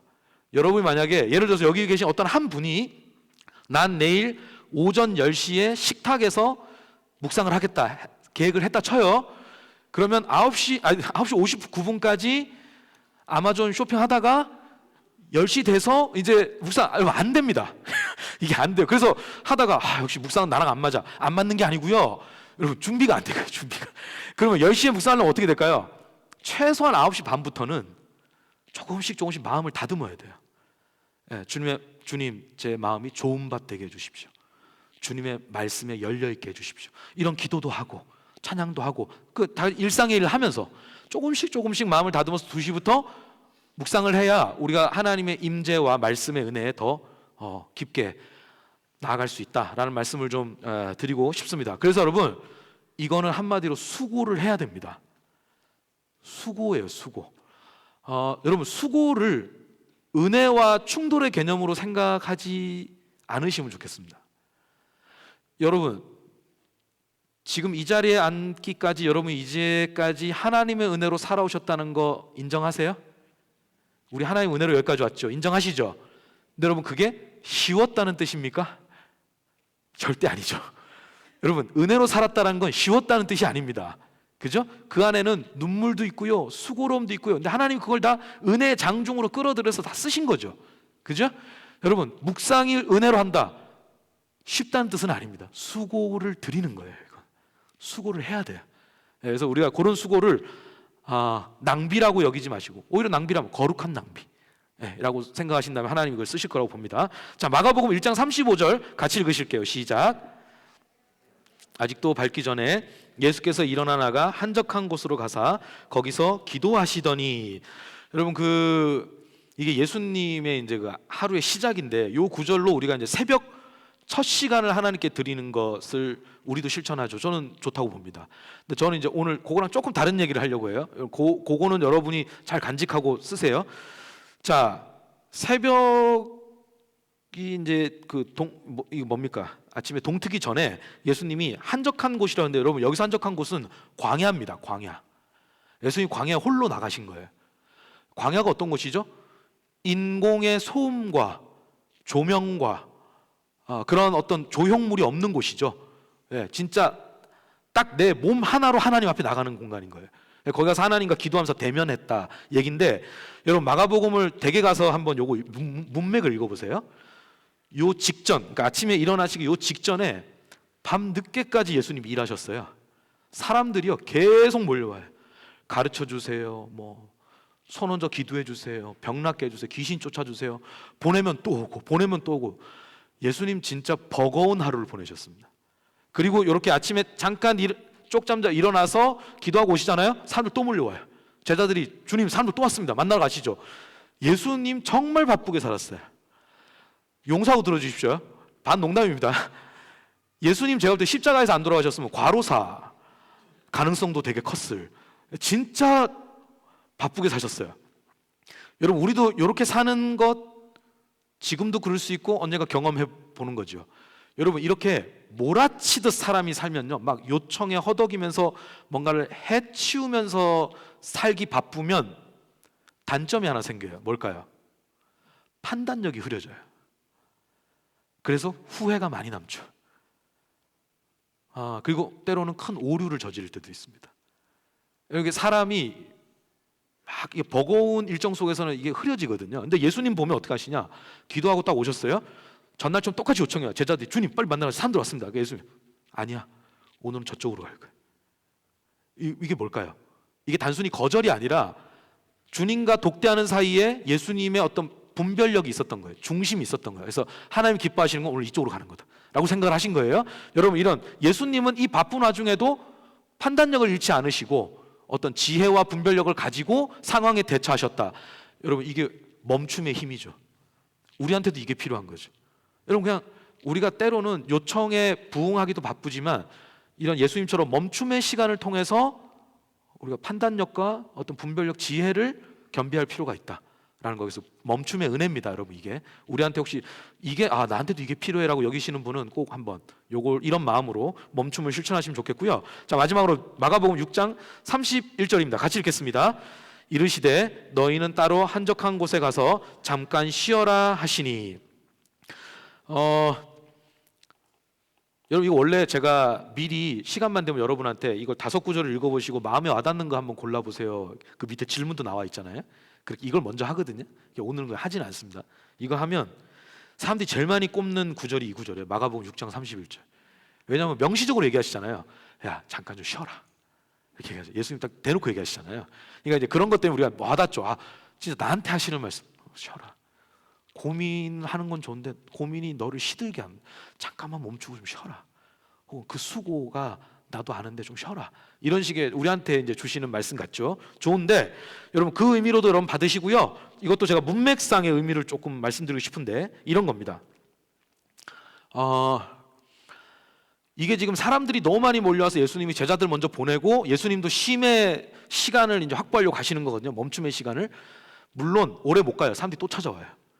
예수님 이제 그 사람도 불쌍히 여기시고 받으시는데 예수님 이렇게 하셨던 이유는 문맥에서 좀 우리가 캐낼 필요가 있습니다. 요 직전에 무슨 일이 벌어지느냐? 세례 요한이 목이 잘립니다. 여러분 세례 요한의 그 죽음이 헛되지 않다는 걸 우리는 알지만 그 당대의 사람들은 세례 요한이 그렇게 죽는 걸 볼 때 어떨까요? 특별히 예수님은 마음이 어땠을까요? 여러분 세례 요한은 그런 가소로운 권력 노름에 목 잘리면 안 돼요. 세례 요한 정말 귀한 사람이었어요. 하나님의 사람이었거든요. 예수님 오실 길 예비하는 사람이었어요. 구약 시대 이 천국에서 세례 요한보다 큰 자가 없다. 뭐 예수님 거의 이렇게 칭찬하시잖아요, 그렇죠? 여러분 세례 요한 정말 그런 식으로 죽으면 안 되는 사람이었는데 이 음탕하고 끈적한 잔치에서 막 지네끼리 베팅하고 이런 거에 세례 요한을 제물로 써가지고 목이 잘려버려요. 여러분 그거 보는 순간 감정이 저 같으면 피가 솟을 것 같아요. 이것들이 하다 안 되니까 이제는 세례 요한 목을 쳐? 그것도 저런 말도 안 되는 내기를 걸어서. 그래가지고 이제 이런 생각이 들 것 같거든요. 여러분 이때가 뭐죠? 조심해야 될 때. 뭐죠? 즉각적 감정적 반응을 일으키는 일들이 있죠. 우리가 살다 보면 예수님이 마주하시는 이 순간처럼 여러분 그때 즉각적 반응을 보였을 때 또 부실한 결과가 나오죠. 그래서 어떻게 될까요? 여러분 그때는 멈춰야 됩니다. 이 감정의 펌핑질을 멈추고 하나님의 말씀 앞에서 이걸 다듬어서 오히려 더 제대로, 더 견고하고 더 강하게 반응할 필요가 있어요. 피하라는 게 아니라 오히려 더 제대로 대응하자는 거예요. 하나님 나라 방식답게, 하나님 나라 백성답게 반응하려면 예수님께서 멈추시죠. 그 다음에 여러분, 이 멈추신 다음에 예수님 뭐 하시는지 아세요? 오병이어 사건 일으킵니다. 이게 뭐죠? 왕은 여기에 있다. 헤롯한테 메시지 보내는 거죠. 네가 지금 왕 노릇하고 있지. 진짜 왕은 들판에 있다. 내가 왕이다. 내가 내 백성을 책임진다 라는 메시지를 보내는 거예요. 훨씬 강력한 메시지입니다. 정치적으로 헤롯한테 훨씬 위협이 되는 메시지예요. 여러분, 우리가 이런 식의 우리 삶에도 충동적 대응, 즉각적으로 감정에 대응을 하려고 하는 순간이 왔을 때 이런 멈춤의 시간을 확보할 필요가 있어요. 말씀 앞에서 좀 다듬고 더 살펴보고 이렇게 해서 지혜를 가지고 우리가 더 힘있게 대응할 필요가 있고, 그게 멈춤의 능력이다 라는 거예요. 자, 그래서 여러분 18페이지 넘겨보시면, 한 페이지 넘겨보시면 여러분 이걸 꼭 정하시면 좋겠어요. 아, 그래요? 오케이, 말이 되네요. 동의가 됩니다. 내일부터 한번 멈춰보겠습니다. 안녕. 이러면 필패해요, 여러분. 왜냐하면 여러분의 저도 마찬가지거든요. 우리의 습성과 우리의 환경이 이런 멈춤을 하게 그냥 두질 않아요. 그래서 미리 정하시는 게 좋다라고 저는 권면을 드립니다. 여러분의 결국 선택이지만 저는 그렇게 권면을 드리고 싶습니다. 여러분, 필요하면 요일별로도 한번 해보십시오. 나는 하루하루가 좀 일정이 다양하게 바뀐다 하면 요일별로 정하시고요. 나는 한 주가 거의 루틴하게 그냥 간다 하면 그냥 한 주간의 계획으로, 근데 최소한 구체적으로 실현 가능한 시간, 실현 가능한 장소로 여러분이 정하셔서 거기로 이제 들어가시길 바라고요. 그렇게 들어가셨을 땐 뭘 하셔야 되느냐? 여러분 18페이지 밑에 보면 기도하기 나오죠. 기도하기. 이제 준비했고 내가 계획했던 시간과 공간에 내가 들어갔다면 제일 먼저 해야 될 건 기도입니다. 기도. 자, 기도할 때 어떻게 기도해야 되느냐? 여러분 거기에 사무엘상 3장 10절 말씀, 시편 119편 18절 말씀, 요한복음 14장 26절 말씀 나오죠. 자, 사무엘이 이르되 말씀하옵소서 주의 종이 듣겠나이다. 여러분 이건 듣는 것과 관련된 거죠. 시편 119편 18절, 내 눈을 열어서 주의 율법에서 놀라운 것을 보게 하소서. 이건 보는 거죠. 요한복음 14장 26절, 보혜사 곧 아버지께서 내 이름으로 보내실 성령 그가 너희에게 모든 것을, 여기가 중요합니다, 가르치시고 내가 너에게 말한 모든 것을, 여기가 중요합니다, 생각나게 하리라. 가르치고 생각나는 거예요. 여러분 이건 정리하면 뭡니까? 듣는 은혜, 보는 은혜, 깨닫고 기억나는 은혜를 구하시기를 여러분께 추천드리는 겁니다. 하나님께 기도할 때 묵상 기도를 어떻게 해야 될까? 여러분 나름대로 기도 충분히 하실 수 있죠, 당연히. 그런데 여러분의 기도에 이거 한번 담아보시면 어떻습니까? 하고 제안 드리는 거예요. 듣는 은혜를 한번 구해보시죠. 보는 은혜를 구해보시죠. 깨닫는 은혜, 기억나는 은혜를 한번 구해보시죠. 이게 중요할 것 같습니다 하고 여러분께 권해드리는 거예요. 여러분 여기서 말하는 듣고 보고 깨닫고 기억나는 건 이렇게 이해하시죠. 영적 감각기관입니다. 영적 감각기관.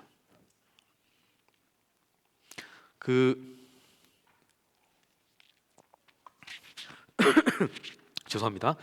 이사야서를 보면 하나님이 이렇게 누가 우리를 위하여 갈고, 이사야가 그러죠. 나를 보내소서 내가 여기 있나이다. 그래서 이제 이사야의 자원하는 헌신에 하나님 보내시는데 거기 되게 이해하기 어려운 표현이 나와요. 이래요. 네가 가서 만날 백성들은 듣기는 듣되 알지 못하고 보기는 보되 깨닫지 못하는 백성들이다. 이렇게 얘기해요. 여러분 그 당시 이스라엘 백성들 다 눈 뜨고 귀 열려 있었어요. 근데 하나님은 이 사람들이 보기는 보되 보지 못하고 듣긴 듣되 듣지 못한다는 거예요. 여기서 말하는 감각기관은 뭘까요? 영적 감각기관. 영적 감각기관. 이스라엘의 영적 감각기관이 다 마비됐다는 뜻이에요. 그러니까 눈에 보이는 건 보지만 보이지 않지만 봐야 할 건 못 보는 거예요. 귀에 들리는 건 있지만 영혼까지 들리는 말씀이 들리지 않는 거예요. 그래서 영적 감각기관이 무너지는 게 이스라엘의 타락의 어떤 현상 중에 하나, 이스라엘 실패 현상 중에 하나였습니다. 그래서 여러분 우리도 이런 영적 감각기관을 정말 이렇게 주님의 도우심으로 살아나고 더 잘 열리기를 바라는 것, 여러분 이게 중요하겠습니다. 여러분 우리가 이렇게 제가 한때 좀 무리를 해가지고 여기 이렇게 이명 증상도 심했고 나중엔 이석증이 와서 막 뺑글뺑글 도는 경험을 좀 했어요. 이 귀에 이상이 생기면 제가 이제 바로 병원을 갔거든요. 우리가 보통 그렇잖아요. 우리 감각기관에 이상이 생기면 느끼고 대응을 하잖아요. 여러분 영적 감각기관도 우리가 좀 예민하게 대응할 필요가 있습니다. 내가 하나님 말씀이 잘 들리는가? 하나님 일하심이 보이는가? 말씀에서 하나님의 마음이 보이는가? 난 그걸 깨닫는가? 그리고 그게 여러분 중요한 게 뭐죠? 기억나야 돼. 큐티 잘했거든요. 엄청 은혜 받았어요. 딱 큐티 덮는 순간 어떻게 되죠? 생각이 안 나요. 은혜는 휘발성이 강해가지고 금방 까먹어요. 여러분 예전에 우리가 막 이런 집회 같은 거 하면은 진짜 막 좋은 말씀 듣고 막 은혜 받고 막 뜨거움이 솟아오르면서 하나님께 막 기도하잖아요. 주님, 제가 이제 주님만 바라보고 살겠습니다. 제 자신을 부정하고 주님만 따르겠습니다. 주님 저와 함께 해주십시오 하고 하다가 주차장에서 막 싸우고 차 왜 이렇게 됐냐고 막 이러면서 막 싸우고 그러잖아요. 여러분 은혜의 유효기간이 딱 한 3분? 예전에 저희 어머니 세대 때는 이랬대요. 부흥회 때 막 은혜 받고 신발 신다가 싸운대요. 왜 남의 신발 밟아요? 이러면서 싸우고 그랬대요. 이게 은혜 유효기간이 참 짧아요. 그래서 어떻게 하죠? 우리는 기억나는 은혜가 필요합니다. 그것도 어떻게 적재적소에 기억나야죠. 이 말씀이 딱 힘을 발휘할 어떤 일상의 순간이 있거든요. 사안이 있거든요. 그때 기억나도록 성령님께 은혜를 구하시고요. 은혜만 구하는 게 아니라 우리 쪽에서의 어떤 노력도 필요합니다. 기억 장치가 있어야 돼요. 그건 제가 계속 훈련을 이렇게 진행하면서 설명드리겠습니다. 지금 일단 멈춤 할 때 이 기도를 여러분이 좀 하시면 좋겠다 해서 여러분의 묵상 기도문을 한번 만들어 보시는 것도 좋습니다. 그래서 가정 기도문으로도 쓰시고 여러분의 모임 기도문으로도 쓰시고 여러 가지로 활용할 수 있으니까 여러분이 한번 마음을 담아 보시죠. 여러분이 사모하는 만큼 마음을 담아서 기도문 한번 작성해 보시면 좋겠습니다. 자, 이제 여러분 약속과 달리 머뭄으로 나아가서 여러분과 함께 머뭄의 은혜를 한번 살펴보도록 하겠습니다. 여러분 오해하지 마세요. 다 하지 않을 거예요. 머뭄의 딱 절반만 할 겁니다. 그리고 여러분께 한 주간 실천할 시간을 드리고 금요일에는 저 이야기에 대해서 좀 더 진전을 제가 이제 나가보려고 합니다. 자, 여러분 19페이지 한번 펼쳐보시면 제가 이거 설명을 좀 드릴게요. 여러분 그림 하나 보이시죠? 이게 요하네스 베르메르라는 사람의 그림인데 여러분 제가 그 보기와는 다르게 그림을 좋아합니다. 근데 그렇다고 조예가 깊은 건 아니고요. 그냥 몇 개를 좋아합니다. 몇몇 작가를 좋아하는데 저 사람 그림도 이제 뭐 갑자기 이름이 진주 목걸이를 한 소녀 그 작가죠, 그죠? 그 여러분 요하네스 베르메르가 저 성경의 한 장면을 이제 그림을 그린 거거든요. 마르다와 마리아의 집에 머무시는 그리스도. 저희 누가복음에 나오는 이야기잖아요, 그렇죠? 여러분 저기에 보면 이제 예수님이 손을 가리키는 사람과 눈을 마주치는 사람이 다르죠, 지금. 그러니까 눈 마주치는 사람이 대화 상대자겠죠. 그 사람한테 이 사람 얘기를 하는 거죠, 그죠? 예, 이렇게 얘기를 하는 거예요. 자, 이 손가락이 있는 쪽에 있는 여인은 턱을 탁 개고 예수님만 가만히 바라보고 있죠. 저 여자한테는 온 세상이 아무것도 없고 예수님만 있는 것 같은 그런 모습이 보입니다. 자, 반면 예수님과 눈이 마주친 여인은 어떻습니까? 뭔가 에너지가 느껴지지 않으세요? 팔 막 걷고 있고 이렇게 바구니 들고 뭔가 활동적인 모습을 이제 우리가 보게 되죠. 여러분 저기 이제 서 있는 게 마르다, 쓰이고 있는 게 마리아잖아요. 그래서 우리가 저기서 예수님께 칭찬받은 건 마리아죠. 그래서 마리아가 잘했다 이렇게 얘기하는데 여러분 요것도 좀 우리가 이해를 조금 더 구체화해 본다면 마르다가 틀렸고 마리아가 맞았다가 아니겠죠. 저 시점에는 마리아가 좋은 선택을 했다는 거예요. 왜냐하면 여러분 우리가 보통 그래서 마르다를 되게 산만하고 그냥 이렇게 뭐 분주한 사람으로만 생각하는데 여러분 마리아가 저 때 왜 바빴죠? 누구 때문에 바빴죠? 예수님과 예수님 일행 섬기느라고 바빴죠. 제가 볼 땐 마르다는 일 중심의 사람이 아니라 관계 중심의 사람이에요. 사람을 되게 소중하게 여기는. 그리고 여러분 저런 사람들이 공동체에 있을 때 공동체가 참 복됩니다. 풍성해져요. 보이게 보이지 않게 저런 다 이렇게 섬길 줄 아는 사람도 있죠. 여러분 저 공동체를 굉장히 풍성하게 해주는 사람이에요. 그래서 우리가 마르다도 절대로 폄하하면 안 되겠다. 근데 다만 저 시점 어떤 시점이냐? 예수님이 지금 십자가를 향해 예루살렘으로 가는 길 초반부에 저 집에 들리거든요. 그러면 저 때는 좀 들어야 했을 때예요. 예수님이 왜 십자가를 향해 가셔야 하는지, 왜 예루살렘으로 가기로 굳게 결심하셨는지를 좀 들어야 할 때였어요. 그러니까 그 시점에 관한 교훈이지 저게 이제 무시간적으로 계속 가면 좀 곤란합니다. 그래서 여러분 기독교 역사에서는 저 두 인물을 영성의 두 축으로 삼기도 합니다. 이게 좀 뭐 과도한 이분법이기도 하지만 그냥 상징적인 거죠. 이 예수님 앞에 턱 깨고 있는 이 마리아는 묵상 중심의 영성, 묵상 중심의 신앙생활, 막 분주하게 이렇게 섬기고 있는 마르다는 활동 중심의 영성, 뭐 신앙생활 이렇게 좀 나누기도 해요. 자, 그럼 여러분, 저 둘은 양자택일의 문제입니까? 아니죠. 저 두 가지는 통합을 이루어야 됩니다. 여러분 생각해 보세요. 묵상 없는 과도한 활동은 어떨까요? 부실한 열매를 주죠. 많은 일을 했는데 열매가 부실해요. 왜냐? 수원지 역할을 할 묵상이 없는 거예요. 영적인 힘을 줄 묵상이 없는 거예요. 그럼 반대로 묵상은 잘하는데 활동이 없어요. 생활이 없어요. 그럼 어떻게 될까요? 공허하죠. 남들 다 진흙탕에 뒹굴고 있는데 혼자 폭포살에서 시주 없는 거하고 똑같은 거예요. 여러분 다 사람들 자기 삶의 현장에서 나름대로 이렇게 치열하게 살아가는데 여러분 이 묵상이 어떤 삶으로 들어가야 될 거 아닙니까? 그죠? 그러니까 여러분 저거는 양자택일이 안에 같이 합쳐져야 되는데 평균적으로 보면 현대인들은 어디에 더 치중이 돼 있을까요? 평균적으로 저는 개인의 면면은 모릅니다. 활동성에 더 많이 우리가 노출이 돼 있죠. 그러면 우리가 뭘 더 살려야 될까요? 묵상의 은혜를 좀 더 살릴 필요가 있는 거예요. 그 얘기를 하는 겁니다. 그래서 여러분이 좀 그렇게 생각해 주시고요. 이 조나단 윌슨 하트그룹, 저 사람이 그 미국의 나름 주목받는 젊은 복음주의 지도자 뭐 이렇게 꼽혔던 사람인데 책도 좀 이렇게 도발적인 책을 많이 썼죠. 뭐 페이스북 영성이 우리를 구원하는가 막 이런 거 막 얘기도 하고 이제 그랬던 사람인데 저 사람도 이렇게 얘기를 합니다. 우리가 이제 끊임없이 뭔가 변화를 쫓느라고 중요한 걸 놓친다는 게 그 뭐야? 정주. 여러분 이 정주라는 게 뭐죠? 한 군데 뿌리 내리고 사는 거죠. 이 정주의 영성이 없으면 우리의 어떠한 뭐 신선하고 새롭고 뭔가 참신하고 이런 거 힘 못 받는다는 얘기예요. 정주의 힘이 있어야 된다. 여러분 저 사람이 말하는 정주의 기본 개념은 로컬 커뮤니티입니다. 지역교회, 실체를 가진 지역교회에 뿌리를 내려야 된다. 그래야 신앙이 성장한다. 맞는 말이죠. 그리고 여러분 영적인 의미도 저는 있다고 봅니다. 뭐죠? 사는 곳은 바뀌고 하는 일은 달라질 수 있어도 변함없는 뿌리가 있어야 되죠. 하나님께 뿌리 내려야 됩니다. 어딜 가든 무엇을 하든 어떤 모습이든 하나님께 뿌리 내려야 돼요. 그 뿌리 내림이 뭘까요? 말씀에 뿌리 내리는 거죠. 말씀에 뿌리 내려야 우리 하나님께 뿌리 내릴 수 있다. 그래서 여러분 교재 보면 19페이지에 요한복음 말씀이 나오죠. 같이 읽겠습니다. 시작. 너희가 내 말에 거하면 참으로 내 제자가 되고. 아멘. 여러분 여기에도 중요한 예가죠. 너희가 내 말에 거하면. 바꿔 말하면 뭘까요? 너희가 내 말에 정주하면. 더 적극적으로 말씀에 뿌리 내리면.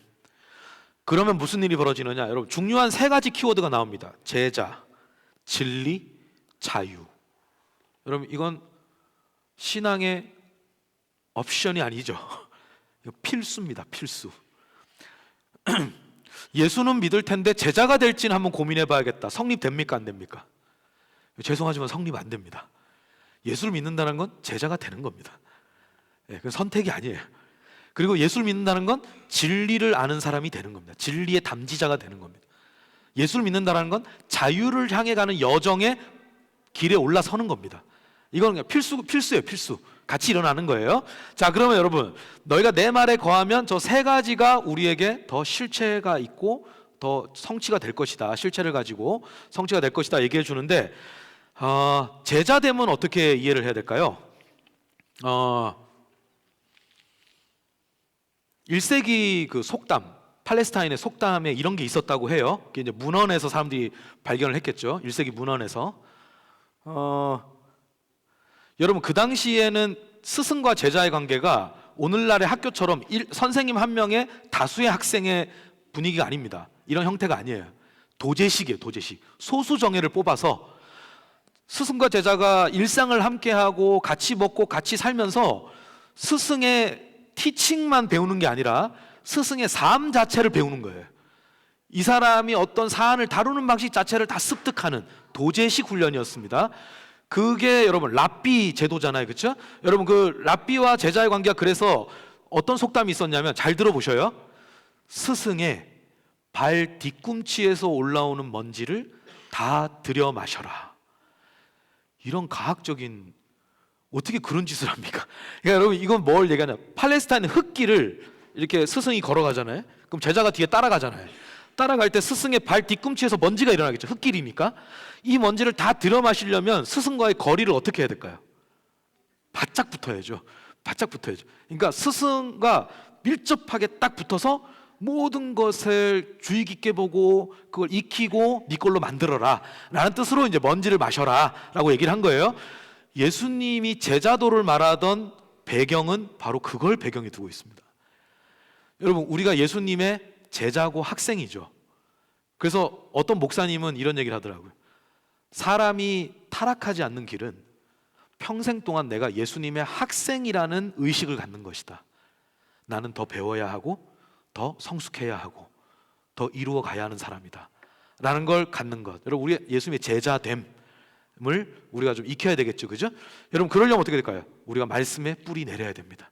그 말씀을 통해서 하나님 우리를 제자다운 사람으로 더욱더 빚어가신다라는 걸 믿으시고, 진리를 알게 된다. 여러분, 진리는 여러 차원에서 설명을 드릴 수 있겠는데요, 제가 좀 단순화해서 한 측면을 좀 강조해서 설명을 드리자면, 여러분, 진리는 이런 거죠.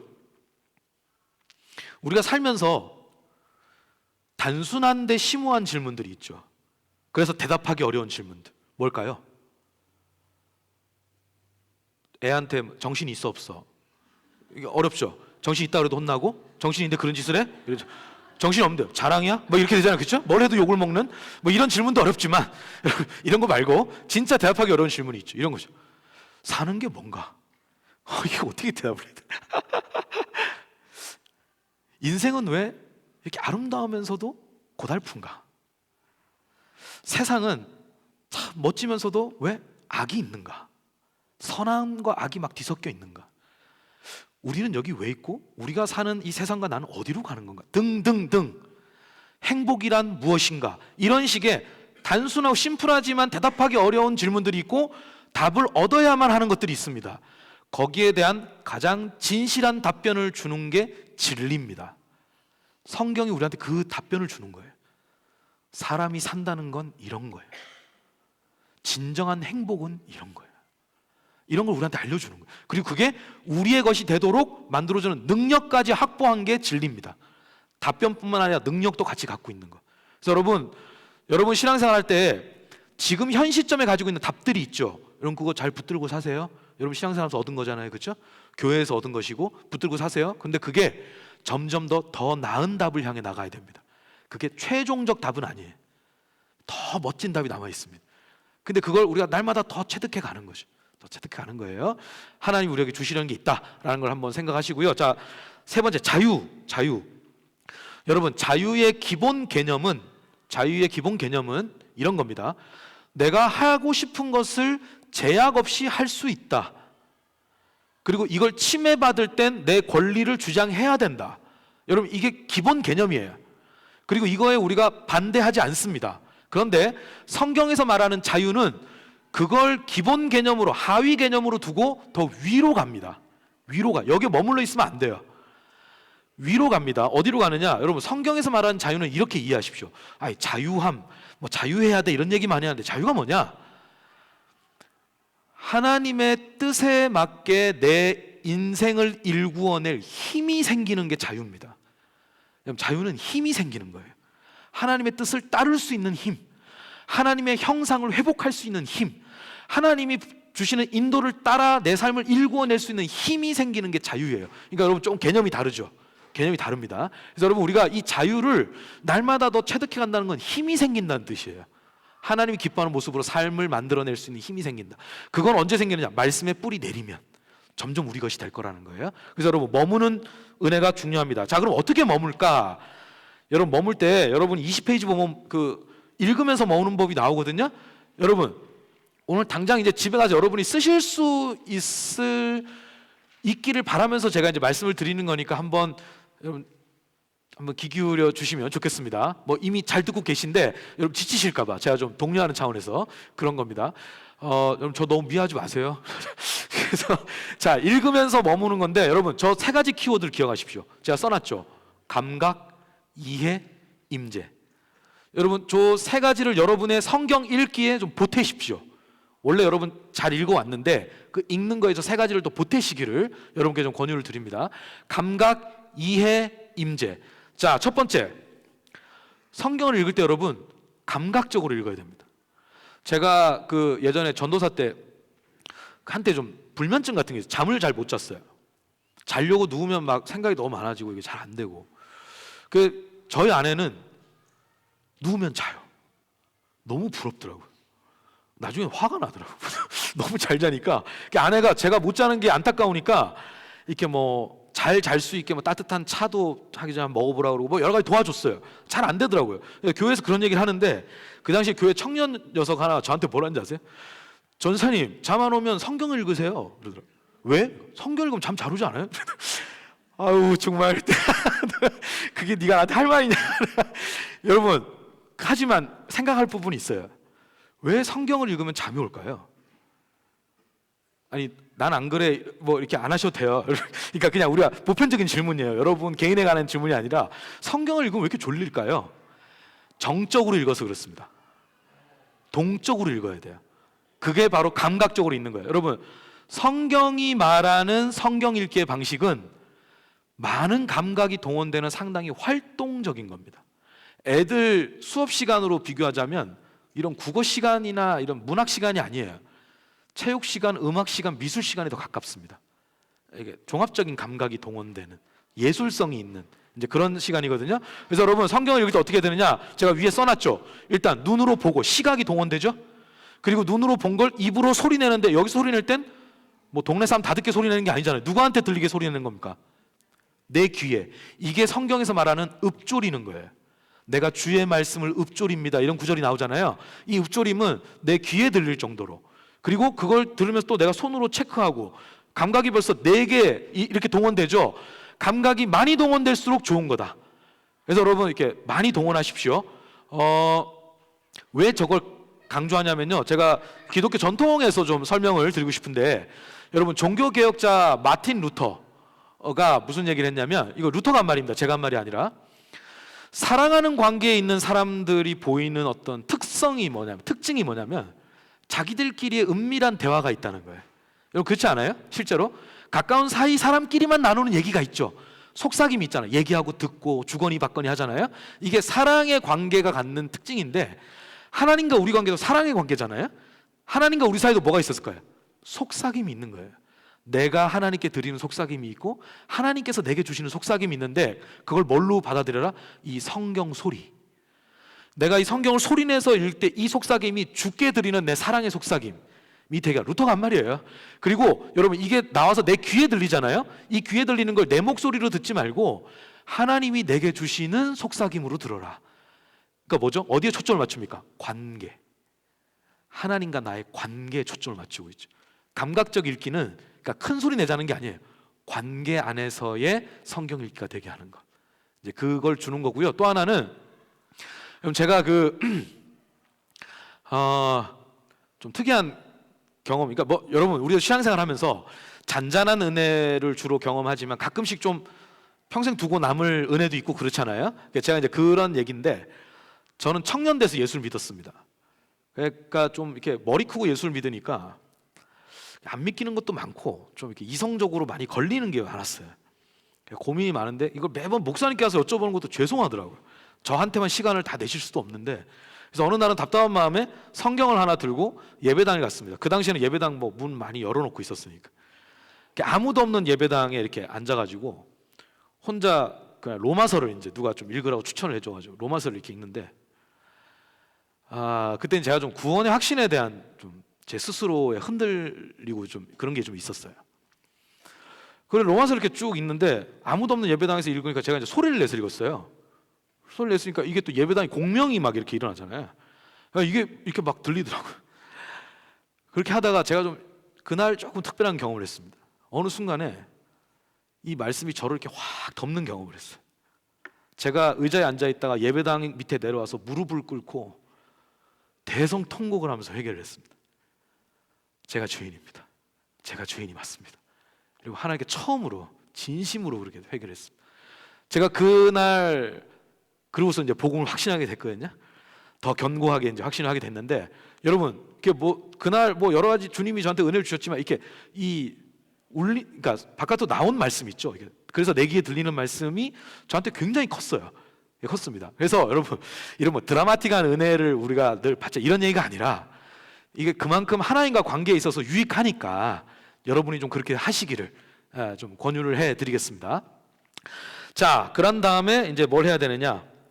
이해하면서 읽어야 됩니다. 뭐 당연하죠. 오해하면서 묵상하면 곤란하겠죠. 이해하면서 묵상을 해야 되겠는데, 자, 여러분께 한번 여쭤볼게요. 여러분 이제 집중력도 떨어지고 체력도 떨어져 가겠지만 한번 대답을 해보시면 어떻겠습니까? 기독교 역사에서 성경 66권을 완벽하게 이해하는 사람이 있었을까요? 없었을까요? 마치라는 신호죠. 예, 여러분 그런 사람이 있었을까요? 없었을까요? 없습니다. 그리고 앞으로도 없습니다. 여러분 성경을 완벽하게 100% 이해한다는 건 되게 위험한 말이에요. 대신 우린 뭘 알죠? 성경 66권이 줄기차게 얘기하고 있는 구원의 도, 그죠? 하나님에 관한 이야기는 우리 그 확신은 있어요. 우린 그건 확실히 믿어요. 근데 본문 하나하나를 다 확실하게 이해하고 완벽하게 설명해낸다? 여러분 성경에는요 난해 구절이라는 게 있습니다. 그리고 때로는 이 해석이 맞았다고 여겼지만 시대가 지나면서 그 해석은 아니었어, 혹은 부족했어 하고 더 좋은 해석이 출현할 때도 있어요. 여러분 한때 노아의 저주를 두고 남아공에서는 화란 개혁주의는 흑인을 노예로 삼는 게 성경적이라고 믿었었습니다. 오늘날 동의할 수 있어요 여러분 그런 얘기? 여러분 그건 바뀌어야 할 해석이었어요.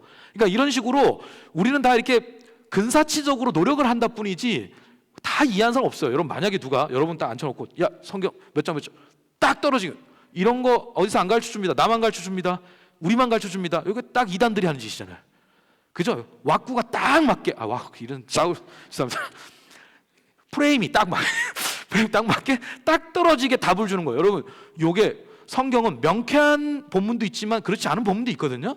그러니까 모든 걸 그렇게 푸는 건 어려운 거예요. 그래서 여러분 묵상하실 때 제가 이런 얘기 왜 했을까요? 이 본문을 완벽하게 내가 통달해야 된다라는 강박을 버리십시오. 특히 묵상은 성경 공부가 아닙니다. 그래서 어떻게 되느냐? 묵상적 읽기를 하면 되는데 거기에 어울리는 그 이해는 뭐냐면 이런 거예요. 문맥을 이해하십시오. 여러분 그러면 돼요. 그렇게 시작하시는 거예요. 시작입니다. 뭘 이해하라고요? 문맥. 여러분 문맥을 이해하는 데 도움되는 훈련이 뭘까요? 줄거리 요약입니다. 오늘 내가 읽고 있는 이 한정적인 묵상의 본문을 읽고 나만의 언어로 두세 문장으로 줄거리를 요약해 보세요. 그게 문맥 이해하는 훈련이에요. 읽는 근육이 생깁니다.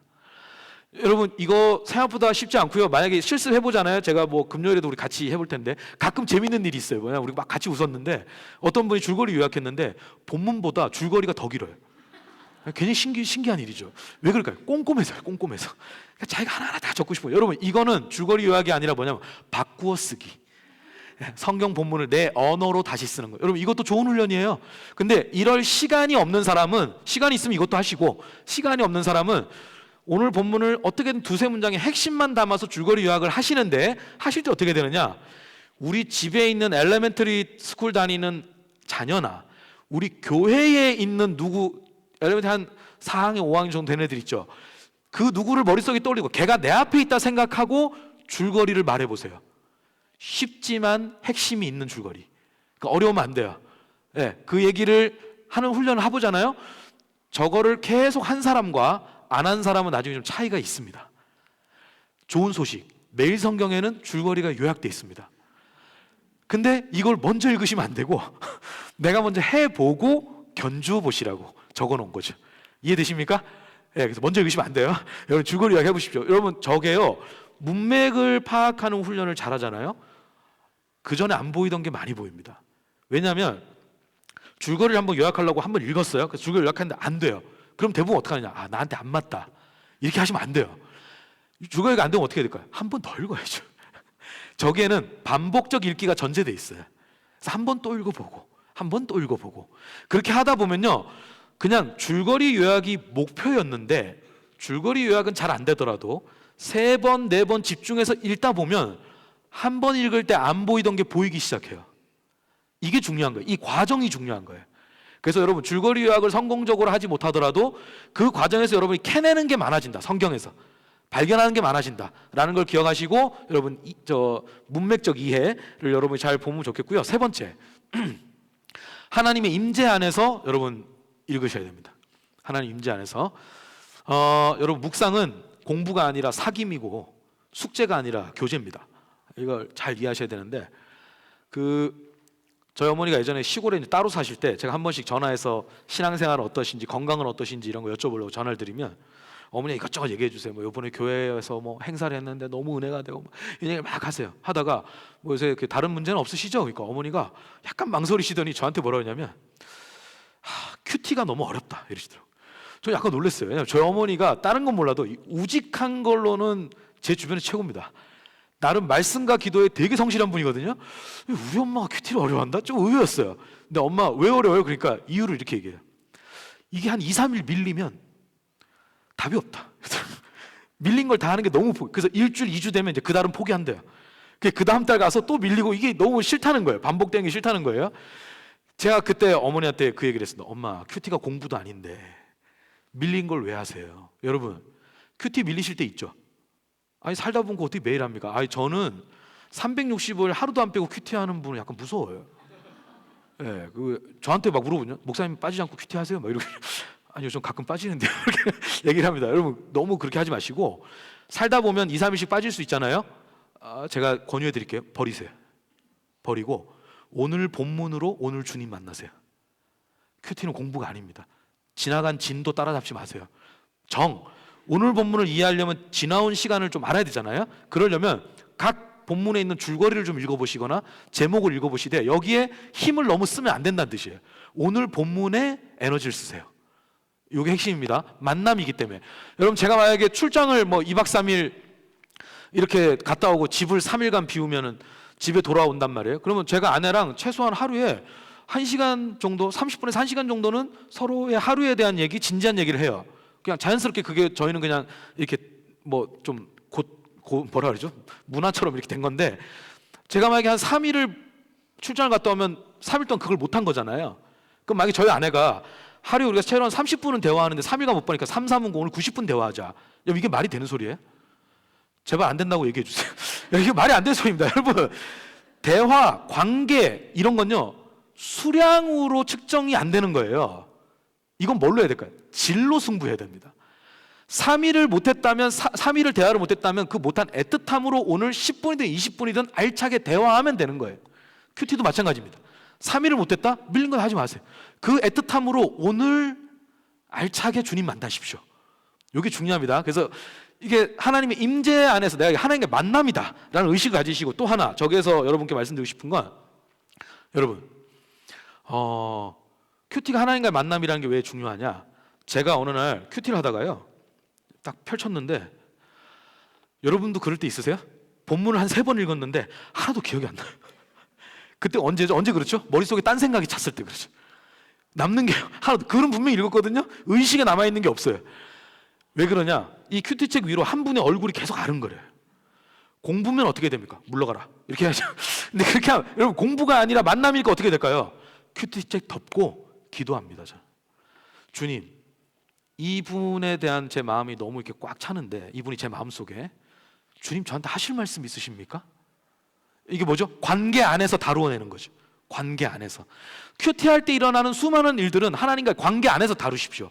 그래서 제가 기도를 했더니 사실 이분이 누구냐면요 그 전주에 교회에서 무슨 교사 회의를 하다가 약간 섭섭해서 집에 가신 분이에요.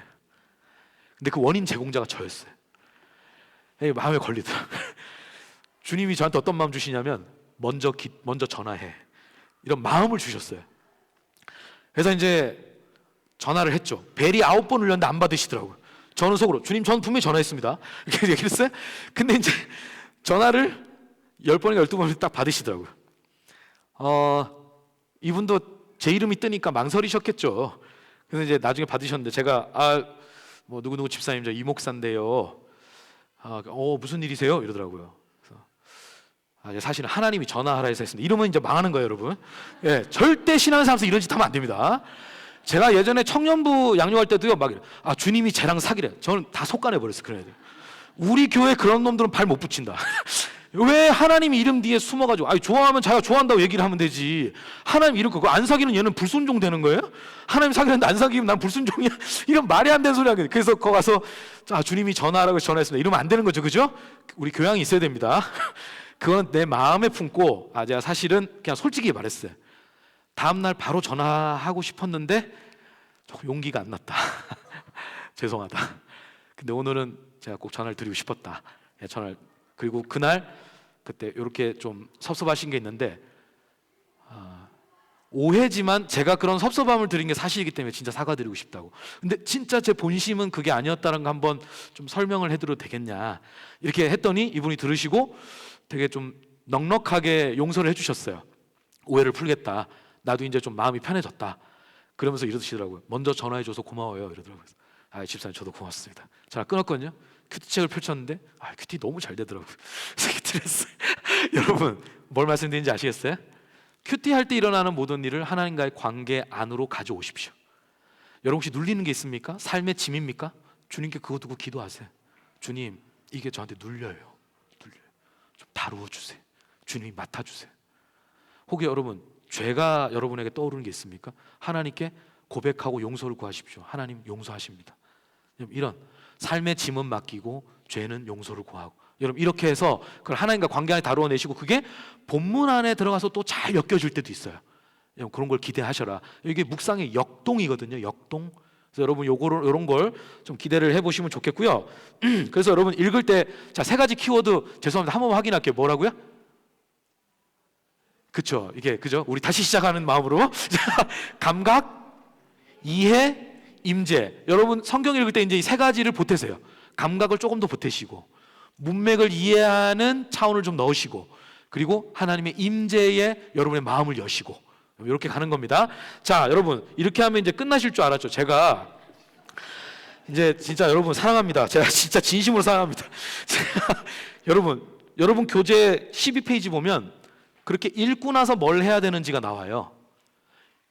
읽으면서 머물렀다면 여러분 이제 묵상하면서 머물러야 되거든요. 요거 진짜 마지막 설명하고 끝내겠습니다. 저한테 딱 10분만 더 주세요. 10분만 더 주세요. 다음 주 오실 거죠? 10분만 더 주세요. 목사님 허락을 좀 구하겠어요. 10분만 더 하시면. 자, 여러분 거기에 보면 읽었다면 그 다음엔 묵상의 단계로 들어가라는 거예요. 그래서 여러분 우리가 이제까지 성경을 읽는 사람이었다면 너무 귀한 겁니다. 이제는 묵상의 차원으로도 들어갈 줄 아는, 이 두 가지를 다 할 줄 아는 사람이 한번 되어보자라는 건데, 여러분 거기에 보면 묵상을 할 때 두 질문을 던지고 찾아보라고 나오죠. 첫 번째 뭡니까? 본문에 드러나는 하나님이 어떤 분인지 찾아보세요. 여러분 이게 중요합니다. 이게 첫 번째 질문이에요. 자, 두 번째는 뭡니까? 하나님의 교훈과 기대를 찾아보세요 하고 나오죠. 여러분 지금 책 보고 계세요?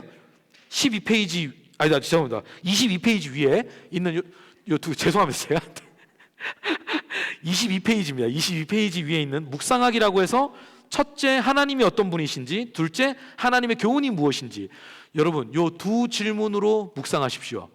하나님이 어떤 분이십니까? 교훈이 무엇입니까? 매일 성경 보면 다 나와 있어요. 각 본문마다 하나님 어떤 분이십니까? 교훈이 무엇입니까? 이런 두 질문은 어디서 왔느냐? 제가 요거 설명드리고 이제 마치려고 하는 겁니다. 여러분 사도행전을 보면 사도 바울이 회심한 사건이 3번 다루어집니다.